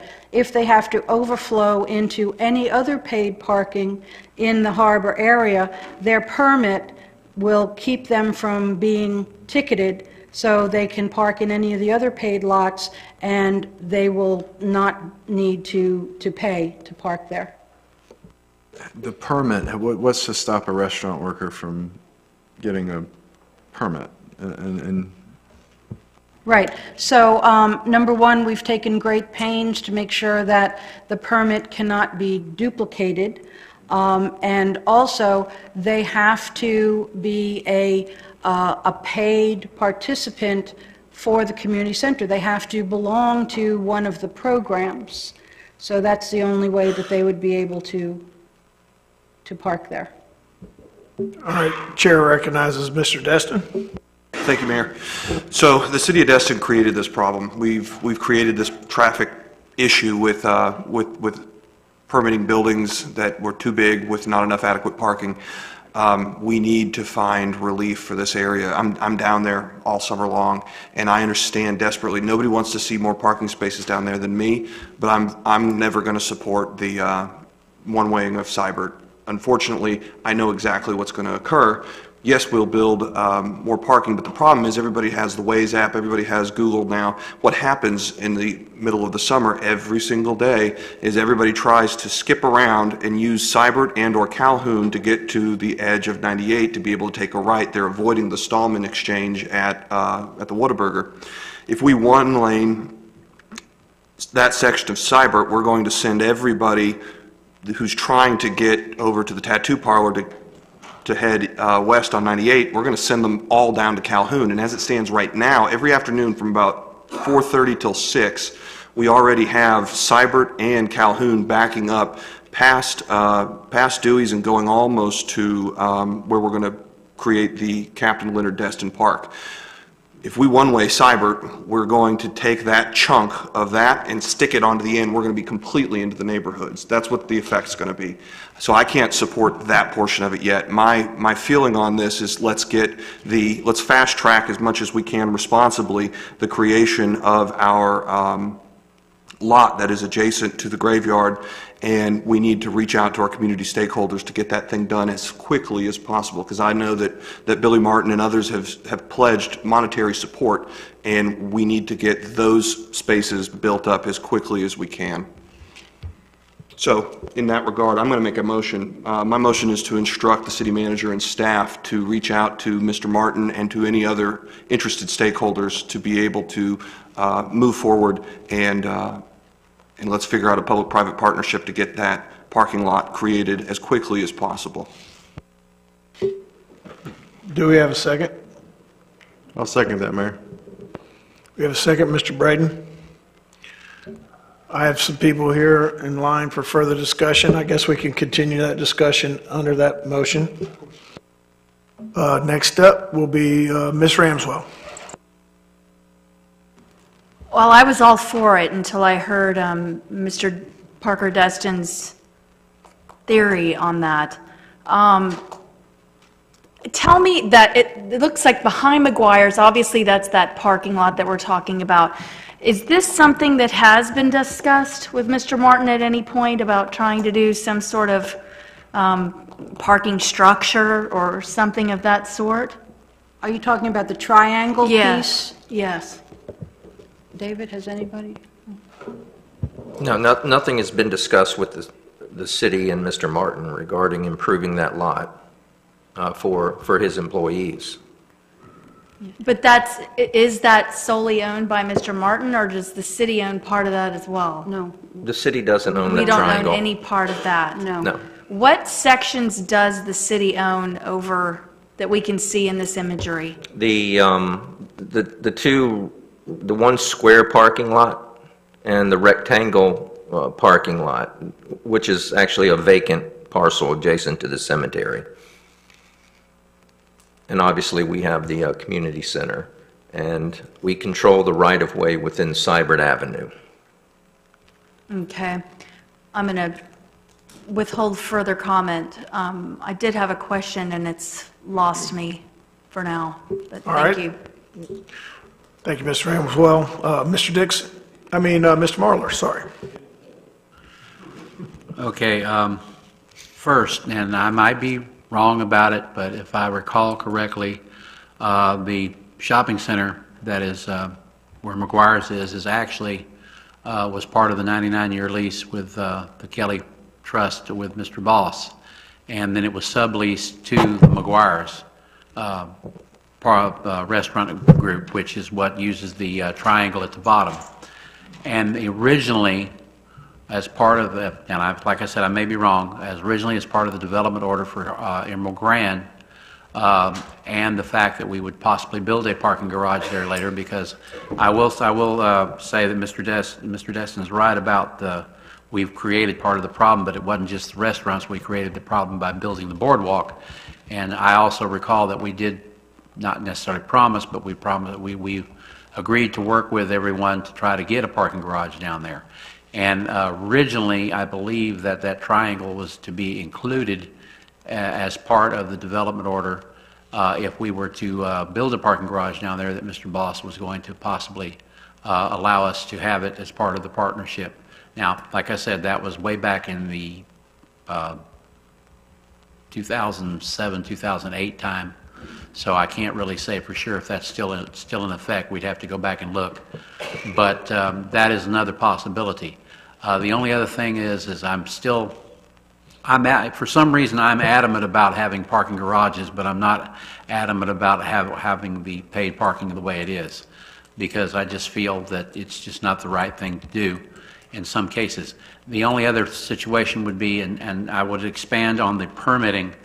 Technically, the taxpayers of Destin have already paid for these parking lots, and then to have them park in it, if they are residents of Destin, again, and having to pay a parking fee as it stands. Now, as a parking garage, it's a totally different ballgame, but as it stands right now, the way it is, having a citizen that already has paid for this parking lot once and the Marler parking lot, I just feel that the citizens should have a permit just as they do at the Joe's Bayou boat ramp, and that's my comments. Thank you, Mr. Marler. Next up, Mr. Morgan. Thank you, Mayor. Is there any way, if you flip the one-way of Seibert around, would that change your mind or no? The only thing is putting the parking there in the summertime, you wouldn't be able to get your car out, because as the lines queue up, you would be stuck. All the parking spaces, you'd be captured. So I don't think flipping it would be something we could do.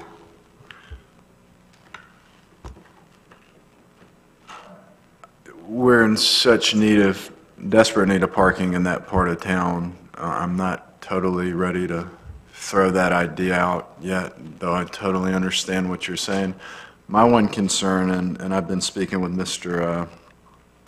Belcher, who lives off of Seibert, about the right-of-way parking issue there, legal right-of-way parking.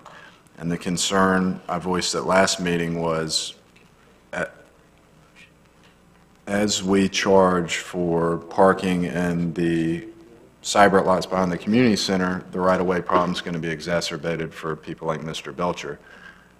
What I want to understand from the city, because I I have no qualms with charging for the parking there.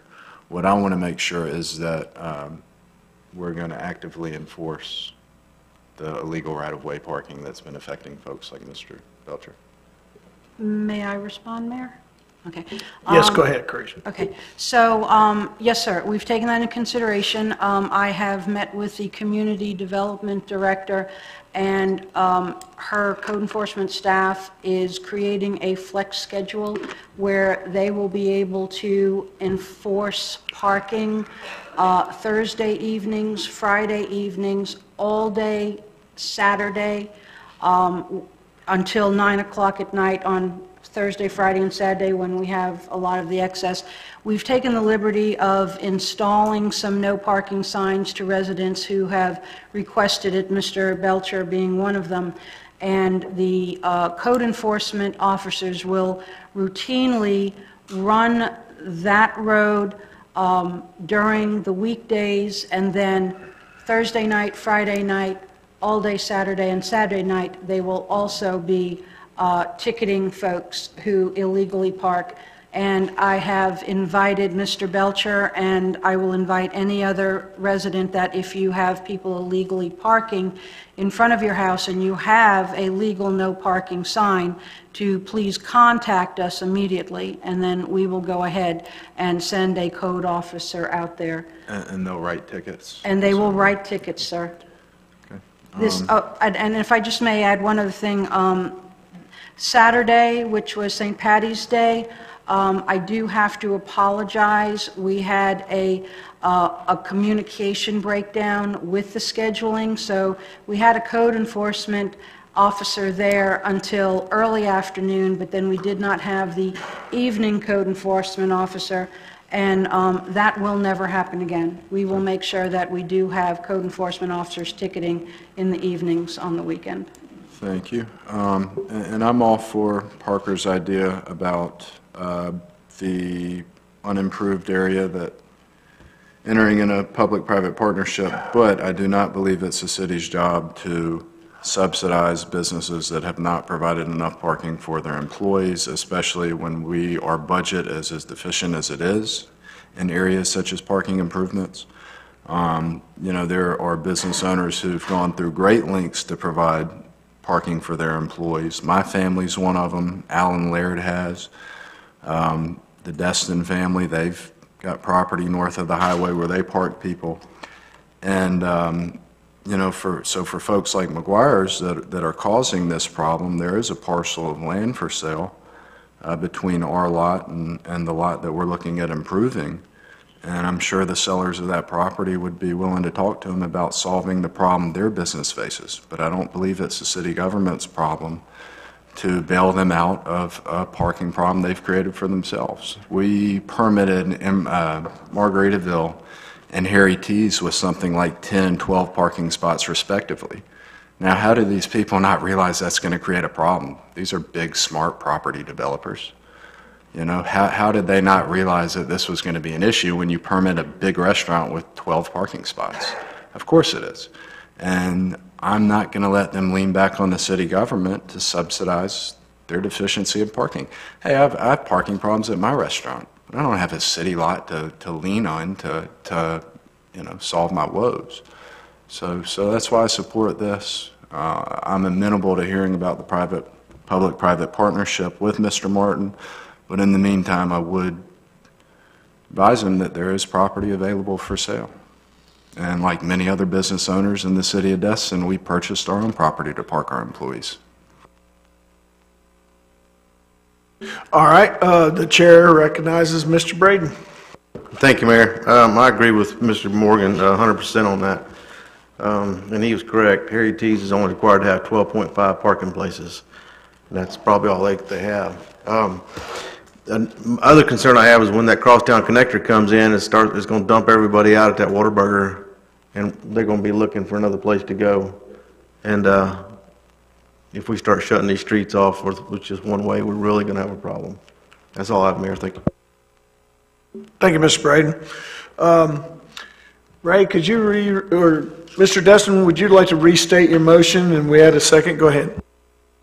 Yeah, the motion was to direct staff and Ms. Lejeune to approach Mr. Martin and any other stakeholders who are willing to contribute to us fast-tracking and potentially smoothing out, graveling, and basically creating a usable parking space for our overflow problems down in this South Harbor District neighborhood at the parcel that we now have that's adjacent to the cemetery. Thank you, Mr. Destin. We had a second. Any further discussion? I don't see any. Let's go ahead and see if I press my buttons right. Let's go ahead and get this to a vote.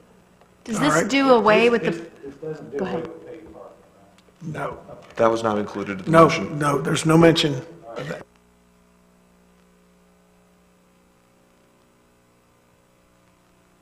Votes are in. Yeas have it. So carried. Mayor, may I ask a question pertinent to this discussion? You may. The only question that I have, if the council's will is for us to not go forward at this time with the paid on-street parking, does the council wish for us to take any action? Is it to continue to allow people to park in the right-of-way? Do you wish for us to put up no parking in the right-of-way? I just want to make sure that we're acting at the direction of the council. That will require another motion. Go ahead. You want to make that? Mr. Morgan? To give up on the cyber parking, I think the council might be split on that, or at least I'd like to think about it, because it's 26 spaces that we desperately need. Well, I can bring that back again as a proper agenda item for discussion again, and we'll just hold off with any improvements at this point. All right, let's go ahead on item D, City Manager Report. Go ahead. Yes, sir. Okay. For this item, let me get it. Okay. At the most recent Board of Adjustment meeting, a request for conditional use in the town center mixed-use zoning came forward for a additional auto dealership at the property at 230 Main Street, formerly known as the Coastal Bank and Trust. It is immediately adjacent to the grandfathered Mr. Greg Orr's automobile dealership. The reason that staff is requesting to appeal is that we feel that one of the criteria was not properly met. Our code requires that all three criteria must be met in order for the Board of Adjustments to approve a conditional use, and we feel that one criteria was not met and therefore it should have been denied. It was recommended by staff to be denied. It's very simple, the difference in interpretation. Staff felt that a comparable commercial use should mean comparable to what the town center mixed-use uses and vision are, which are mixed-use residential, Class A office space, small boutique retail, sidewalk cafes, a walkable, complete street community. The attorney for Mr. Orr felt that a comparable commercial use was what already exists now.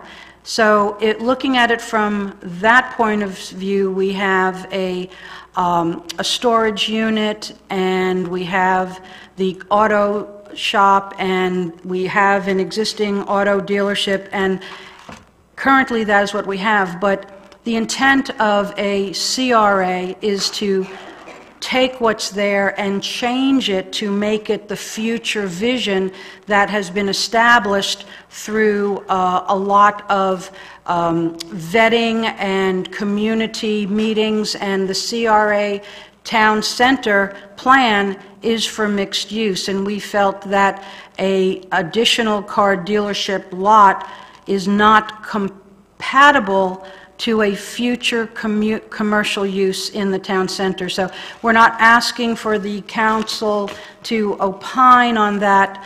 We are asking for the permission to take this appeal to the court and let the judge decide on whether or not they have met that criteria or not. And if you have any additional questions, Ms. Kopp and Ms. Breiler can help me to answer those.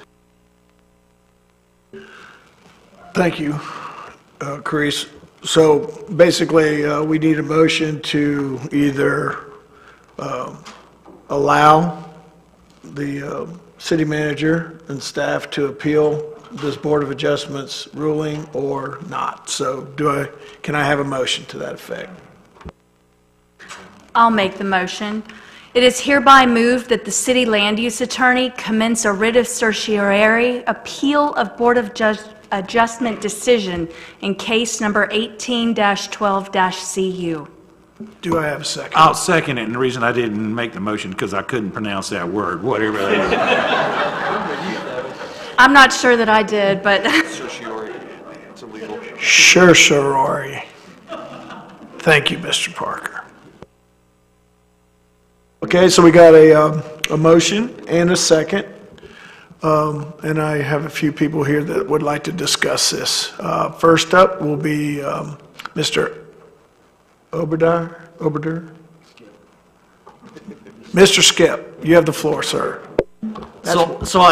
As I take it then, we have two options. We can either authorize you to go to the magistrate or to the judge and have this judge make the decision, or we can, as the council, we can go ahead and approve what our adjustment board has recommended. No, sir, you would not be approving what the board recommended.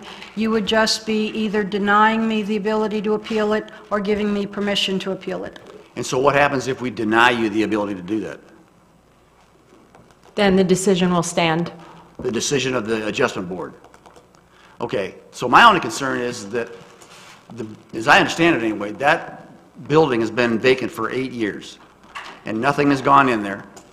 And the likelihood that in the near future that anything is going to go in there that meets the 3 criteria that we've established for the town center CRA, the likelihood of something like that happening is probably very remote.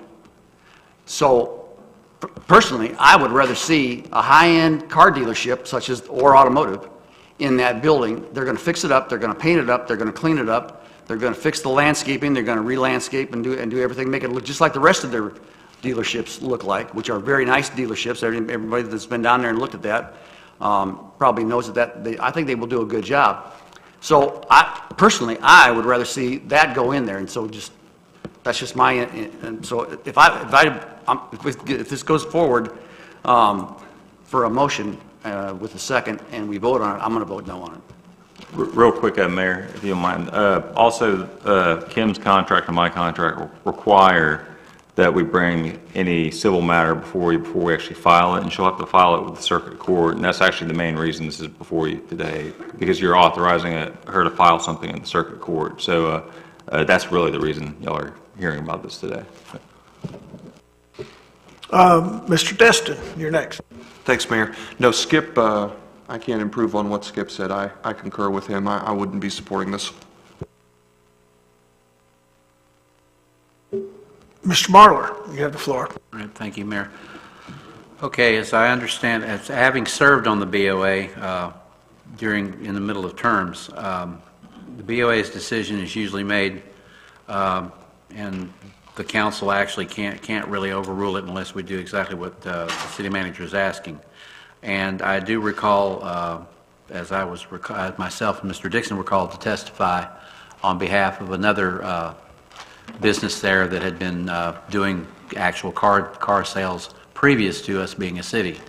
and I believe Orr was the objecting party at the time, and y'all can correct me if I'm wrong. Jeff, you can correct me if I'm wrong. I don't think Ms. Kopp was there yet. Actually, the one you testified at was across the street from Orr. Yeah, that's what I thought.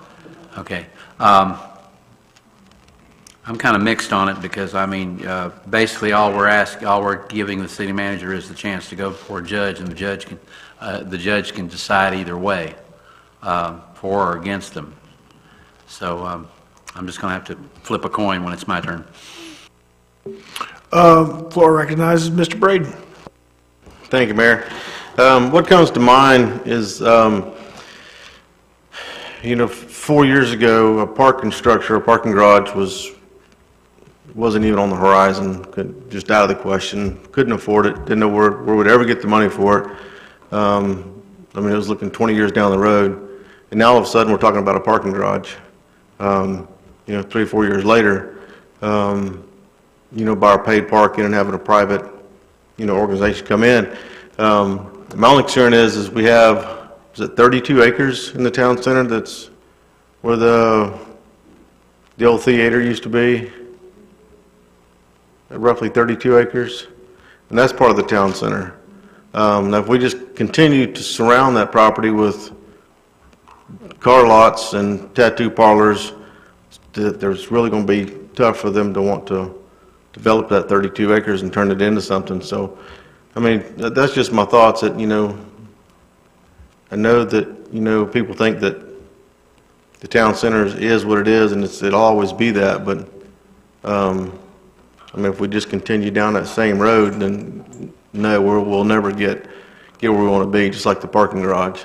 So I will have to support this tonight. That's all I have, Mayor. Thank you. Thank you, Mr. Braden. Chair recognizes Mr. Dixon. Thank you. I'm going to kind of tag along with what Rodney has said here, is that basically what we're doing is we're scattering a car dealership out through all our town center CRA. I worry about the fact that we've approved the boat sales, we've approved the car sales, and a previous council has approved car sales there, and we're expanding on this. It's nice now. Mr. Orr does a great job, no question. But what happens when Mr. Orr sells this? We got to live with it. And the fact is that have you seen some of the car dealerships and boat dealerships within our surrounding area? Do we want that to turn into that? No, I don't think we do. And I was against the boats being sold in this property, because I just feel like that a boat dealership looks like the ones in the nearby towns that basically have a little hut they sell the boats out of, and it's scattered out with used boats and boats everywhere. And I just don't feel like that's a good use for that particular property. This person has purchased property on Highway 98. They're going to open up their boat sales on Highway 98, and I would imagine that the used boats or whatever is going to end up down on Main Street here for sale within time. So I'm saying that what we're doing is we're expanding on something I don't think was a good idea to begin with, and so I'll definitely be voting no on this. Thank you. Thank you, Mr. Dixon. Chair recognizes Ms. Ramswell. Thank you, Mayor. One of the goals for the town center was a vision of changing it, beautifying it, making it a really true Main Street that was beautiful to drive down. I know the Main Street Business Alliance, I think is what they were called at one time, and I believe you were a member, had a lot of different ideas of ways of beautifying that corridor, and it's something that the council has talked about as well. And then you've got the fact that it's part of a CRA where we're trying to make improvements in that area, and we actually are trying to get the funding to do beautiful new things there. And I go back to, you could say, well, nothing has been done there, and so this is a reason to go with the judgment of the Board of Adjustment. But I agree with Mr. Braden. Looking at it, things are changing here, and one of the goals that all of us have is to beautify our city and to enable people to do responsible building and growth and development. And this is one area where that is absolutely a possibility. And, I've just got to go with what the original vision was for this section of town, which did not include car dealerships as an allowable use, and that's why, we allowed OR to be grandfathered in, and I agree, they've done a terrific job. I bought a car from them. Nothing wrong with them, they're fantastic, but I have to go back to the main purpose of this particular piece of land and area. Thank you, Ms. Ramswell. I'm going to weigh in on this. I'm a simple kind of guy, and I approach things first simply, even if it may be a complex problem. And this particular board voted unanimously to grant this exception. And it's because of the dynamics of the properties. You have a car dealership on the east side. You have another one on the north or on the south side. And by allowing this property to be developed, it's just a continuation, and not that big of a footprint, continuation of what already exists. And I don't know Mr. Orr personally, but I would assume that he plans on staying in business as long as he's profitable. The reality of this town center, first and foremost, is they've got a 4-lane right through the middle of it, even though we tried to beautify it. On the west side, business has been there for since I've been here in Destin, 30 years, 40 years. I don't think any of them are going away either anytime soon. In fact, I think a couple of the property owners resisted the town center concept and idea. And lastly, there's some issues about the town center, like a giant substation right in the middle of the footprint, a sewer plant, storage facilities, veterinarian office. It's good to dream and it's good to have vision, but there's also good to have common sense. And if what Mr. Orr would produce would be an eyesore or problematic, I think then I would feel like Mr. Braden does. But today's reality, and maybe even 20 years reality, is this property that he's requested this variance for is not going to diminish the concept of a town center, in my opinion, even though I don't get to vote on it. I think it takes a problem, it rectifies it, and it still doesn't harm if later on down the road in the town center vision it starts to become a reality, that somebody can't come in there and redevelop that and get rid of a car dealership and put an office space or a restaurant or something that would fit in the verbiage of the ordinance. So I just want everyone to think about the practicality and the simplicity of this request. Thank you. I don't see any further discussion. I think everybody got their say. Can we get the motion restated? Yes, can we get the motion restated? Ray, can you do that for us? It'll be the recommended motion, sir. It is hereby moved that the city land use attorney commence a writ of certiorari appeal of Board of Adjustment decisions in case number 18-12-CU. Okay, that's the motion. Do I have a second? Well, we did that? All right. Thank you very much. Well, let me press the little green button. And we can vote.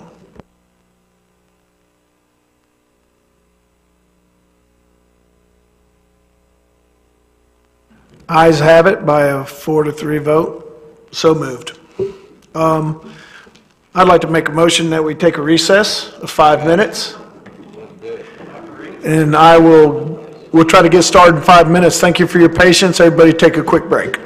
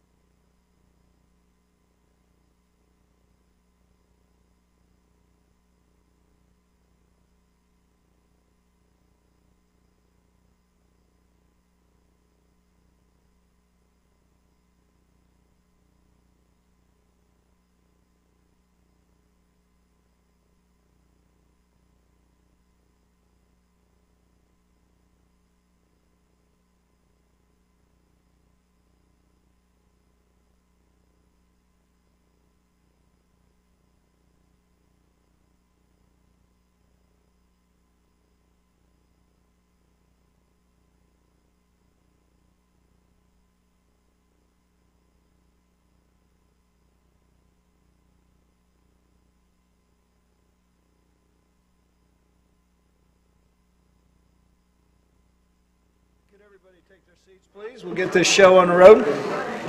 After I take...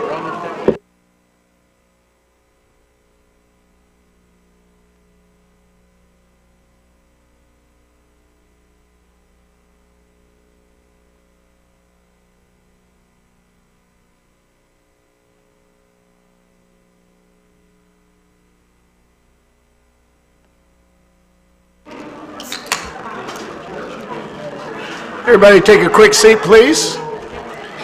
And we will get back at it.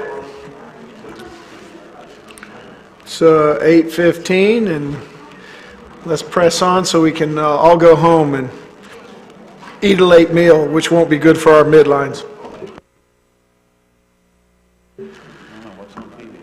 So item number 5 is first reading of ordinances not requiring public hearings. Actually, I think the city manager had some announcements, she said, under 4E. And I skipped you. I apologize, ma'am, but it was time to take a break. No worries, sir. I'll just go through these quickly. For the general public, the Noriega Point Stabilization Project dredging is expected to begin Friday, March 23rd, and every effort should be taken to stay away from the operation and the floating pipes while the dredge takes place. The dredge will begin placing sand on the western end of Holiday Isle once the Noriega Point dredge is complete. Also, we are hosting a beach vendor roundtable discussion with city staff on March 22nd at 5:30 p.m. in this room here at the Annex. On March 28th, we will be having our Easter egg hunt at the library at 9:30 a.m.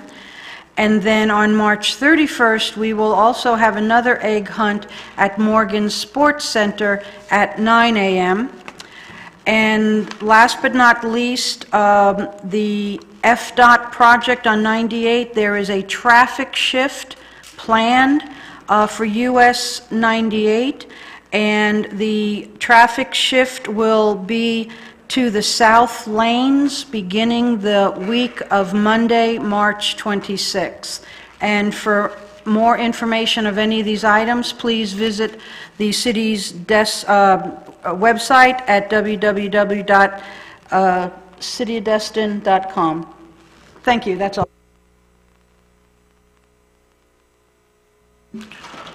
Thank you. All right. Item number 5, first reading of ordinances not requiring public hearings. No public comments. And actually, there are none tonight, so we'll skip down to 6, the public hearings, and the second reading of ordinance 17-15-CC. An ordinance of the City of Destin, Florida relating to mobile vending, providing for the creation of Chapter 13, Article 9, mobile vending permits, defining mobile vendor, requiring a non-transferable permit for mobile vending, providing a process for permit applications, providing for revocation of permits, providing for incorporation into the Code of Ordinances, conflicting provisions, severability, and an effective date. And this is second reading, and it is a public hearing.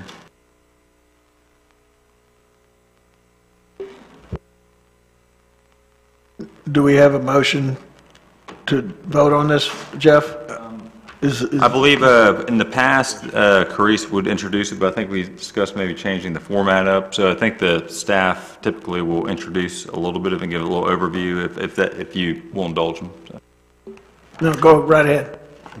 Thank you. The mobile vending permitting standards are something that's been addressed by staff and the Harbor CRA Advisory Committee through a number of public workshops.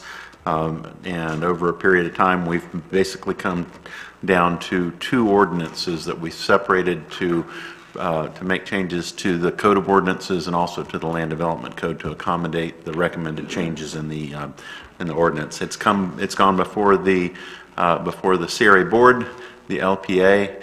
Came before council. There was a minor change. It went back before the LPA, and now it's back to council for the second reading. There have been no changes since it was approved at the last meeting under first reading, and this first ordinance, 1715CC, is the ordinance that modifies the Code of Ordinances. I'll be happy to answer any specific questions you have.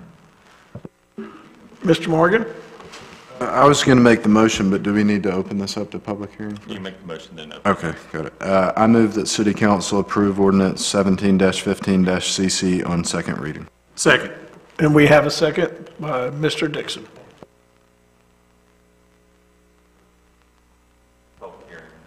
Does anyone wish to speak on this particular ordinance? Seeing none. Mr. Dixon? No, I was going to make the motion, sorry, Mayor. Okay. Seeing no further discussion, let's go ahead and take this to a vote. Mayor, I'm going to have to declare a conflict and abstain from the vote. I own a food truck in the Harbor District. Mr. Destin's going to abstain from voting.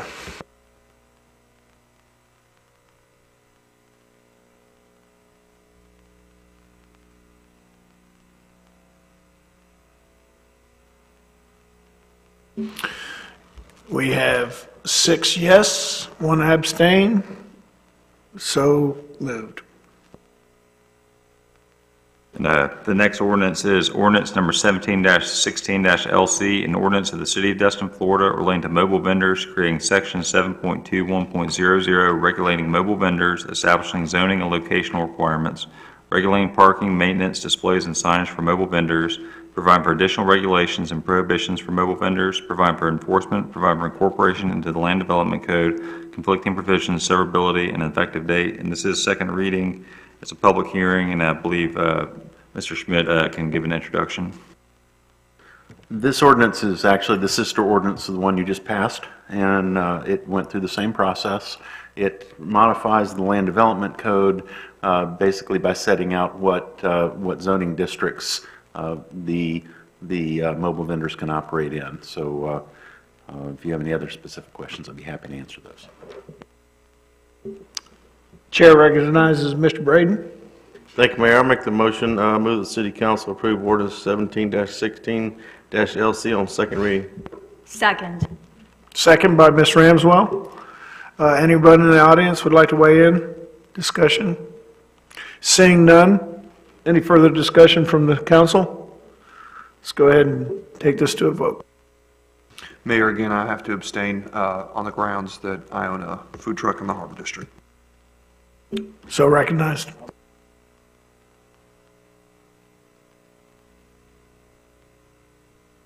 Motion carries 6 yes, 1 abstain. So moved. And the next ordinance is ordinance number 18-05-LC, an ordinance of the City of Destin, Florida, amending Land Development Code section 11.04.00 flood damage prevention, providing for authority, providing for findings of fact, providing for flood damage prevention, providing for purpose, providing for methods of reducing flood losses, providing for definitions, providing for general provisions, providing for administration, providing for flood hazard reduction, providing for additional variance procedures, providing for administration violations, providing for flood-resistant development, buildings and structures, subdivisions, site improvements, utilities and limitations, manufactured homes, recreational vehicles, and park trailers, tanks, and other development, providing for incorporation into the Land Development Code, providing a fiscal impact statement, providing for conflicting provisions, providing for severability, and providing for an effective date. And this is second reading, and it's a public hearing, I believe. Ms. Kopp, are you going to give the introduction on this one? It will be Ms. Bell. Yeah, this is, I'm Noelle Bell, the City of Destin building official, and we have a proposed second adoption recommending to ordinance 18.5 LC, which is an ordinance that repeals adopted floodplain management regulations contained in the Land Development Code and adopt new state model floodplain management regulations, including optional higher standards. Thank you. Do we have a motion to adopt this change?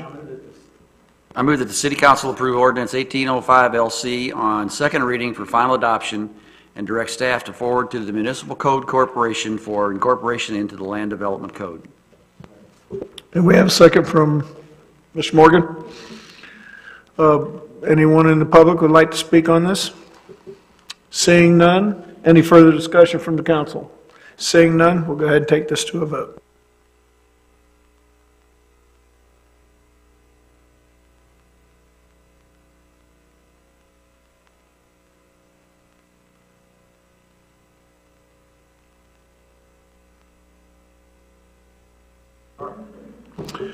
We have 6 yeas, 1 no. Motion carries. And ordinance number 18-07-CC, an ordinance of the City of Destin, Florida relating to administrative amendments to the Florida Building Code, amending Chapter 6, Article 2 Building Code of the City of Code of Ordinances, providing for incorporation into the Code of Ordinances, providing a fiscal impact statement, providing for conflicting provisions, providing for severability, and providing for an effective date. And it's actually his first reading, and it's actually not a public hearing. Any report from staff? Yes, thank you. This is a proposed amendment of Code of Ordinance to repeal and replace Section 6-47, administrative amendments to the Florida Building Code, and add technical amendments to the Florida Building Code. These administrative amendments, are necessary for the Florida Building Code to add some of the language that is currently in our own government to follow our own regulations and standards. Because some of the Florida Building Code administrative section has actually sections that are reserved for local governments to place their own standards into, such as using a Board of Appeal process or a Board of Adjustments process. So those are the kind of some of the items that are in that we have to put in these administrative amendments. Any questions? I need a motion to set another date for the second reading. It'll be at the next council meeting in April. So that's I think it just directs staff to schedule a second reading and the recommended motion, and they'll do it at the next meeting. So. Mr. Braden. Thank you, Mayor. I just wanted to ask the rest of the council. I thought we at the last time we brought this up that we had pulled the was it the international building maintenance out of this? Further discussion? Or was I mistaken? Well, staff's understanding was that you wanted a memo that would better detail and explain what was in there. If you want to take it out, we can. We did not take it out of the ordinance for this reading. But it was pulled at last meeting. It was pulled out of this. No, sir. The recommended motion, the direction at the last meeting was to table it to this meeting and continue it to this meeting, I'm sorry, and then provide a memorandum that would better clarify what the International Property Management Code was and how it would affect the city of Destin. I was also asked to meet separately with you to go over that, but there was no direction or motion to pull this out of the recommended changes to the building code. Okay. Thank you. That's all I have, Mayor. Would you entertain that idea, Mr. Braden, or you just you're okay with what the response was? Yeah, I mean, I just think it needs more discussion. I really don't want to be able to have the authority to go cut somebody's grass and send them a bill, or do repairs to their property and send them a bill for it. I just would like to have a little more input, from the public maybe, or have a little bit more discussion, about it. Because that's exactly what this will do, give us the authority. We can notify the property owner to straighten fix their, whatever it is. And if they don't do it, then, we can send our city personnel out to take care of it and then bill the homeowner for it. They still go to the magistrate. I would like to see us, I know we passed something a couple years ago about like a repeat offender. If an individual's has a code violation, you give them a code violation, they go to magistrate, and if they do it again, then you get a repeat offender, and it doesn't take 30 or 60 days to get them back in front of the magistrate. There's just a lot more to this that I would like to have more time to go over, myself. Well, would you entertain a motion to that effect? Please do. Okay. So I understand very well your concern, sir, and this is not going to usurp our normal code enforcement process. If someone has high grass, we will issue them the notice of violation, give them the opportunity to comply and rectify the matter, or else we will bring it forward to the magistrate. This is for the safety hazards. This is to protect the health and welfare of the community in those not too frequent instances, although I've seen several since I've been here, of where we have a property that is unsafe, a house, a vacant home that needs to be secured, a pool that is abandoned and perhaps the fence is down or the gate doesn't lock, high grasses where we have reports and evidence that there are rats or vermin or other things that are living in the grass affecting the neighbors. There is a process that we have to go through, and I did outline that process for the council in an email that I sent out earlier today, is that, if I may read this, is that as the code enforcers and building inspectors are moving around the city, they do not turn a blind eye to what is obviously issues out there.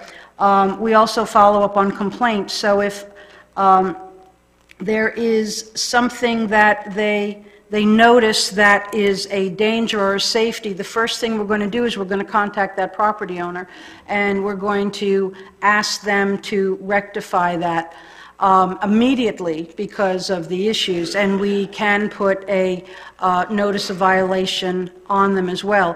But if we have a property owner that refuses to take action on their property, or in cases that I'm familiar with, a foreclosed property that's owned by the bank and the bank will not put out the money or effort to have it brought up to code, in order to safeguard the surrounding neighbors, we will enter the property and take the appropriate action, and then we can turn around and we can fine the property owner, or we can have it attached to the taxes at the end of the year, or lien the property. But this is only in the most severe cases, and we're asking that this be adopted only for those severe cases, because at this point in time we have no tools. And I know that just this past year we had a property that had a pool in the backyard. The fence was broken down. I got reports on it. It took us quite a while to get the property owner to fix that fence, and my fear was that somebody was going to fall into the pool and drown before the property owner took action. This would allow us to go on the property and fix it if the property owner is derelict in their responsibilities. Thank you so much. Thank you. That's all I have, Mayor. Thank you. You good with that?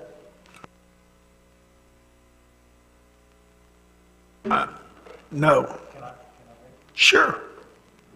I move that City Council approve ordinance 18-07-CC on first reading and direct staff to schedule second reading for final adoption. Second. We got a second from Skip. Let's go ahead and press the buttons. We'll vote.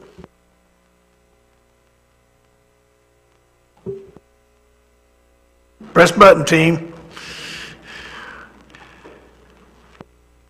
Ayes have it.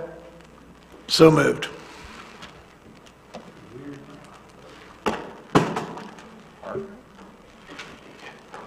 You okay? All right. Consent agenda, no public comments. I'll make the motion to accept the consent agenda, Mayor. We have a motion to accept. Second. We have a second. Any discussion? No discussion, so moved. Well, I guess we got to vote, right? Sorry about that, team.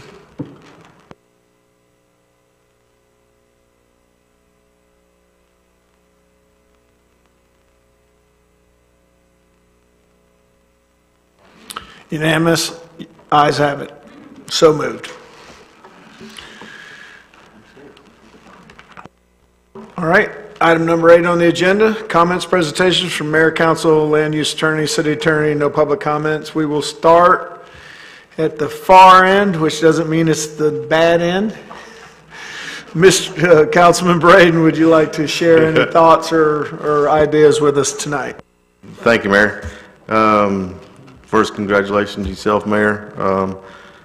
And Mr. Skip, congratulations to you. I'd just like to personally thank each and every one that supported me throughout this whole election.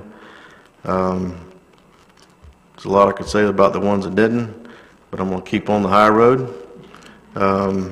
That's all I have tonight, Mayor. Thank you. Thank you, Mr. Braden. Councilwoman Ramswell. Thank you, Mayor.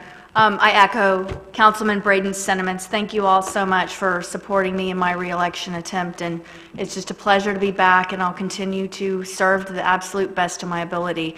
Welcome to the 2 new folks up here. It'll be a pleasure to serve with you all, and thank you so much. Thank you, Ms. Ramswell. Councilmember Dixon.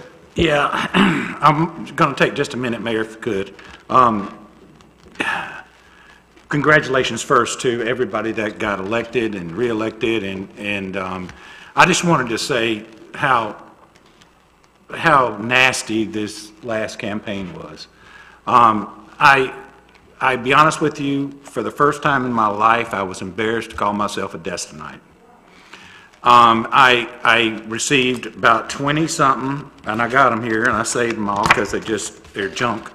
But I received about 20-something flyers in the mail. We're better than this for this position.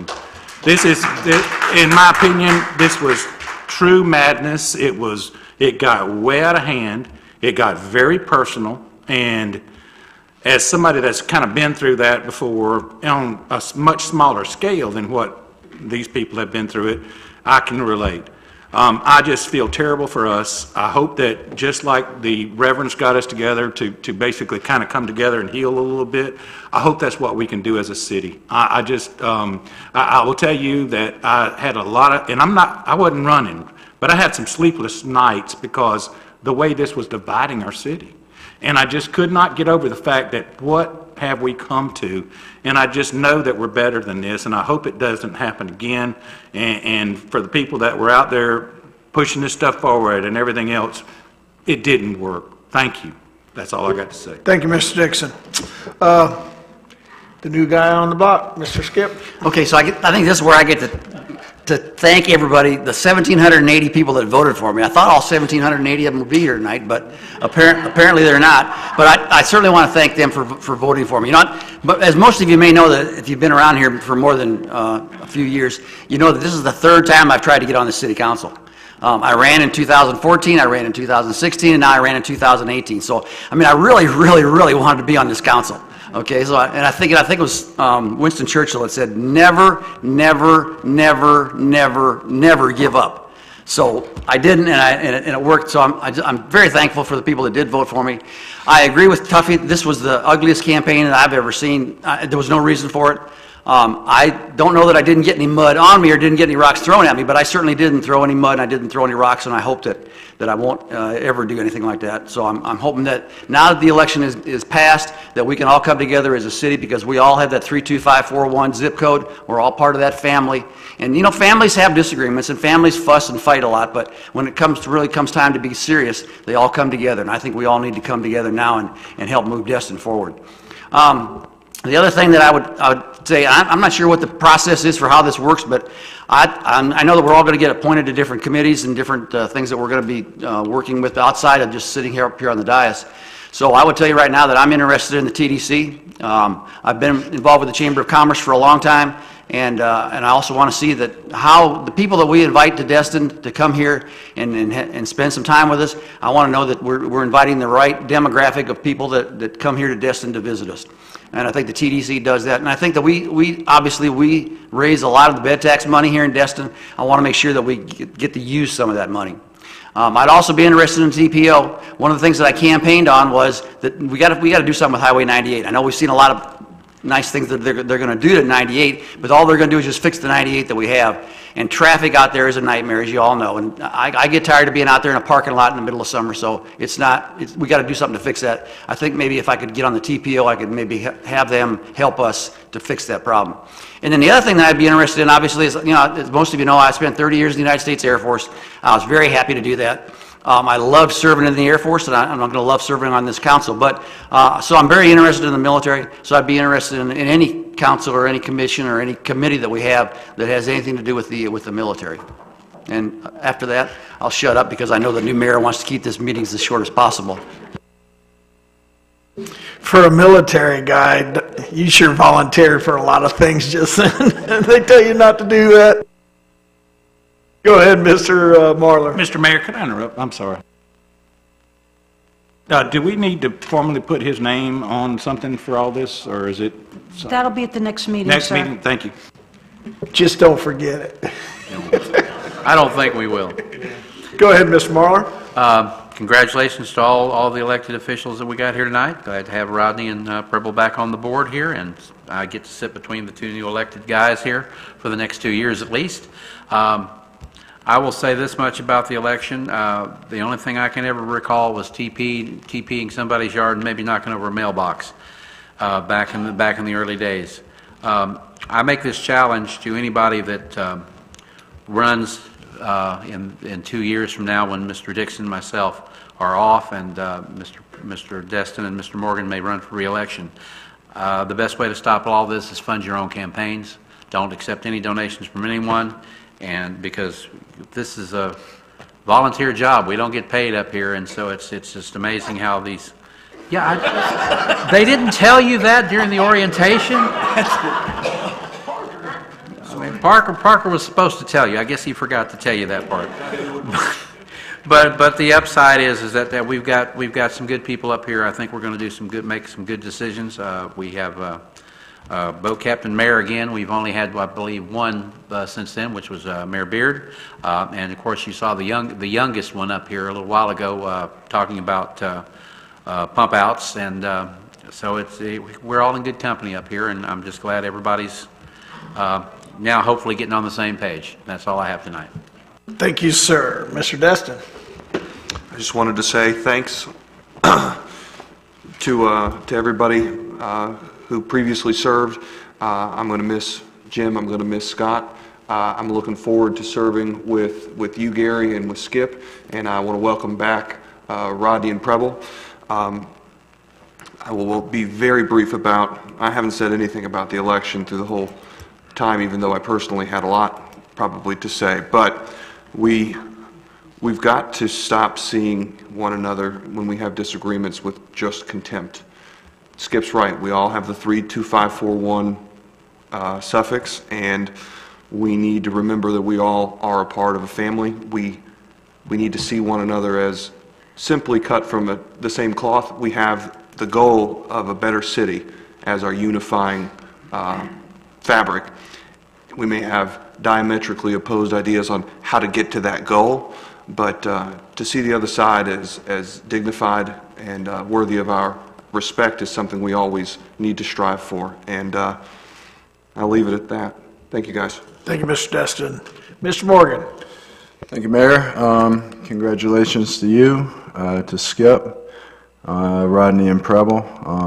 Glad y'all got back on here, despite all of the money and crap that was hurled at y'all. It was uncalled for.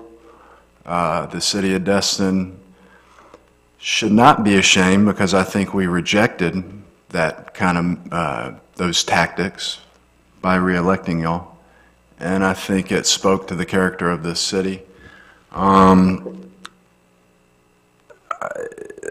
think every one of the contributions to the Destin Conservatives Political Action Committee, I think they ought to be ashamed, because they have divided this city. And while I appreciate the pastor's call for healing at the beginning of this meeting, it will take a continuation of rejecting those kind of tactics that divide our community on all sides to really heal this community.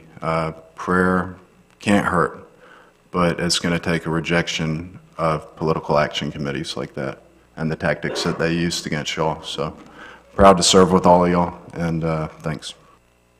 Thank you, Mr. Morgan. We still got some folks that want to talk. 8:45. I'm just thankful to be here. I hope I serve all of you well. And we do have a really good council here. And I think that with some teamwork that we're going to keep the meeting short, but still do the business of the city in a real thoughtful and well thought out manner. And I'm just glad to be sitting up here. And as time goes by, hopefully I'll get more efficient and better at doing this job. So that being said, a word from our land use attorney. Just wanted to say I look forward to working with the newly elected and also to continuing to work with the re-elected. So congratulations to you all. Ma'am, or Jeff? And I've known Mr. Jarvis my whole life, and it's cool to see you up here, Gary. And Skip, I met you tonight for the first time, but I have an anecdote. My wife met you a couple months ago, heard you speak, and said you did a very good job. You were the best speaker of everyone at this event that she was at, and she was very impressed by you. But as the attorney, I do have my first task for both, or for Skip. I'm going to send you a list of all the committees, because next time you're going to have to make your committee appointments. But so are the incumbents too. All of your committee appointees are all expired at the end of this month, and so you'll need to go ahead and either nominate the same folks again or pick some new folks. So I'll send you this list here right when I get done talking. So thanks. All right. Thank you, everyone, for your comments. And we can wrap this up. We have this time, the last time for public opinion or public comments. And so let's go ahead and we'll start with, yep. He's my, and before you get started, I want to say one thing. I'm an old guy, but I still play ice hockey. And believe it or not, and I also play on a competitive level and travel around the country doing that. And when this sport was introduced to me that you're fixing to talk about, the first thing I thought was, this is another way that folks, regardless of their age, can participate in a competitive manner that, if nothing else, gets them off the couch and outside breathing good air and sweating a little bit and enjoying the time that they have. So continue on and introduce to this council your sport. Yes, I will certainly do that. My name is Brian Malloy. I live at 76 Barracuda Street in Crystal Beach. I'd first also like to congratulate all the candidates who won last week. And I would also like to talk about City of Destin building dedicated outdoor pickleball courts. And we have a number of our dedicated pickleball people here tonight. So if you could stand. And some of these people are past their bedtime too. But quickly, locally, there are no dedicated outdoor pickleball courts in Destin, even though our surrounding communities like Fort Walton, Walton County, Hammock Bay have them, or they're in the process of building them. The only places that currently play pickleball in Destin are the Destin Community Center and the Destin United Methodist Church, but they are limited in the days and times that you can play there. Some days 80 to 100 people actually show up. In Chapter 7 of the Destin 10-year plan, I believe we're in the 9th year, the area west of the dog park was set aside to build tennis courts. Since that plan was written, pickleball participation has exploded both nationally and locally. Our recommendation would be for the city to build about 6 pickleball courts, since this would only take up about the same square footage as 2 tennis courts. With 6 pickleball courts, the city would be able to hold at least 2 tournaments a year. For example, they could hold them in April and 1 in October.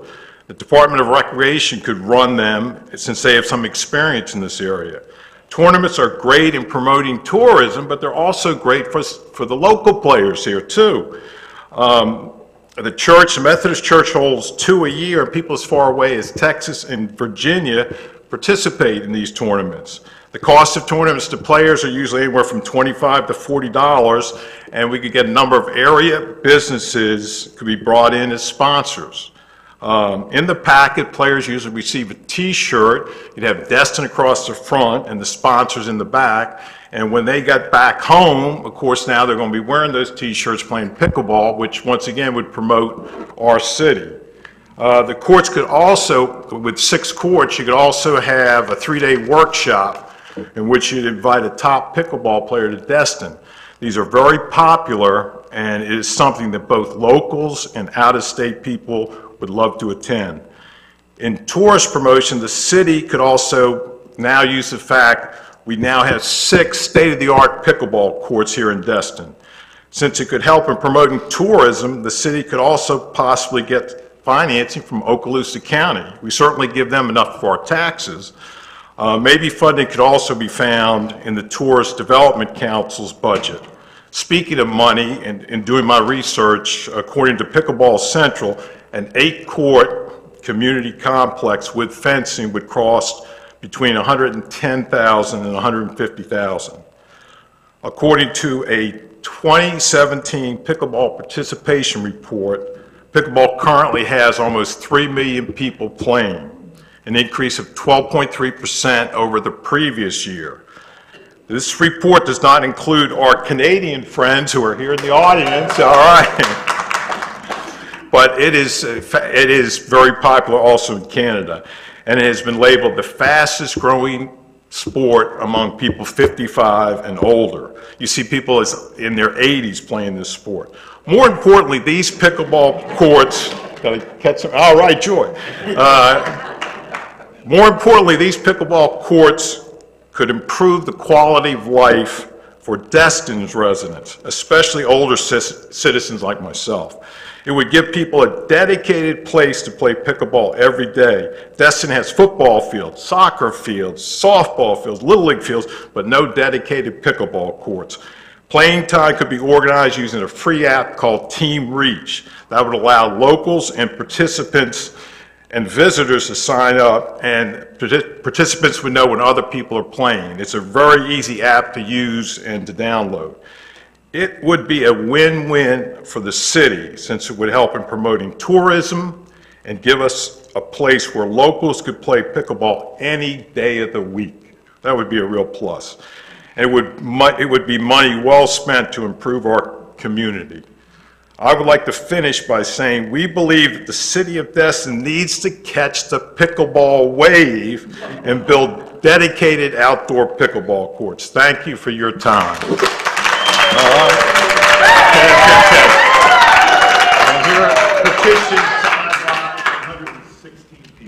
All right, there you go. Thank you very much. Thank you. Thank you so much. Right. Appreciate your time. I'll open up some time for comments. I have a question. Oh, sure. Just a curious question. Yeah. How did they come up with the name pickleball? Just quickly, it started in the state of Washington by a couple people, and the rumor is the person who invented it had a dog named Pickles, and Pickles would chase the ball, so they said, well, let's call it pickleball. Yeah, I know it's a weird name, but that's the rumor, and I think it's true. Any other question? Another question? Thank you so much. Okay, thanks for your time. I have one comment, and you can see by the people that are here. When I was campaigning, I know a lot of people because I lived here for 40 years, and I know a lot of folks around the harbor. But when I was campaigning, I started figuring out that I started meeting a lot of, I just realized how many people I didn't know that live in my community. And one of the underlying themes from people that, a lot of people our age, was what about us? You know, they didn't have big concerns about the comp plan or the power grid. They were talking about, you know, what's Destin doing for us? And this is one of those opportunities where, you know, and what he pointed out is there's already a plan to build 6 tennis courts. What they're asking for is to build 4 tennis courts and use the area for the other 2 tennis courts to build 6 pickleball courts. So that's just something I guess we'll work on in upcoming meetings and get the staff to take a look at, especially the recreational department. And we'll take it from there, guys. Appreciate everyone coming out tonight. And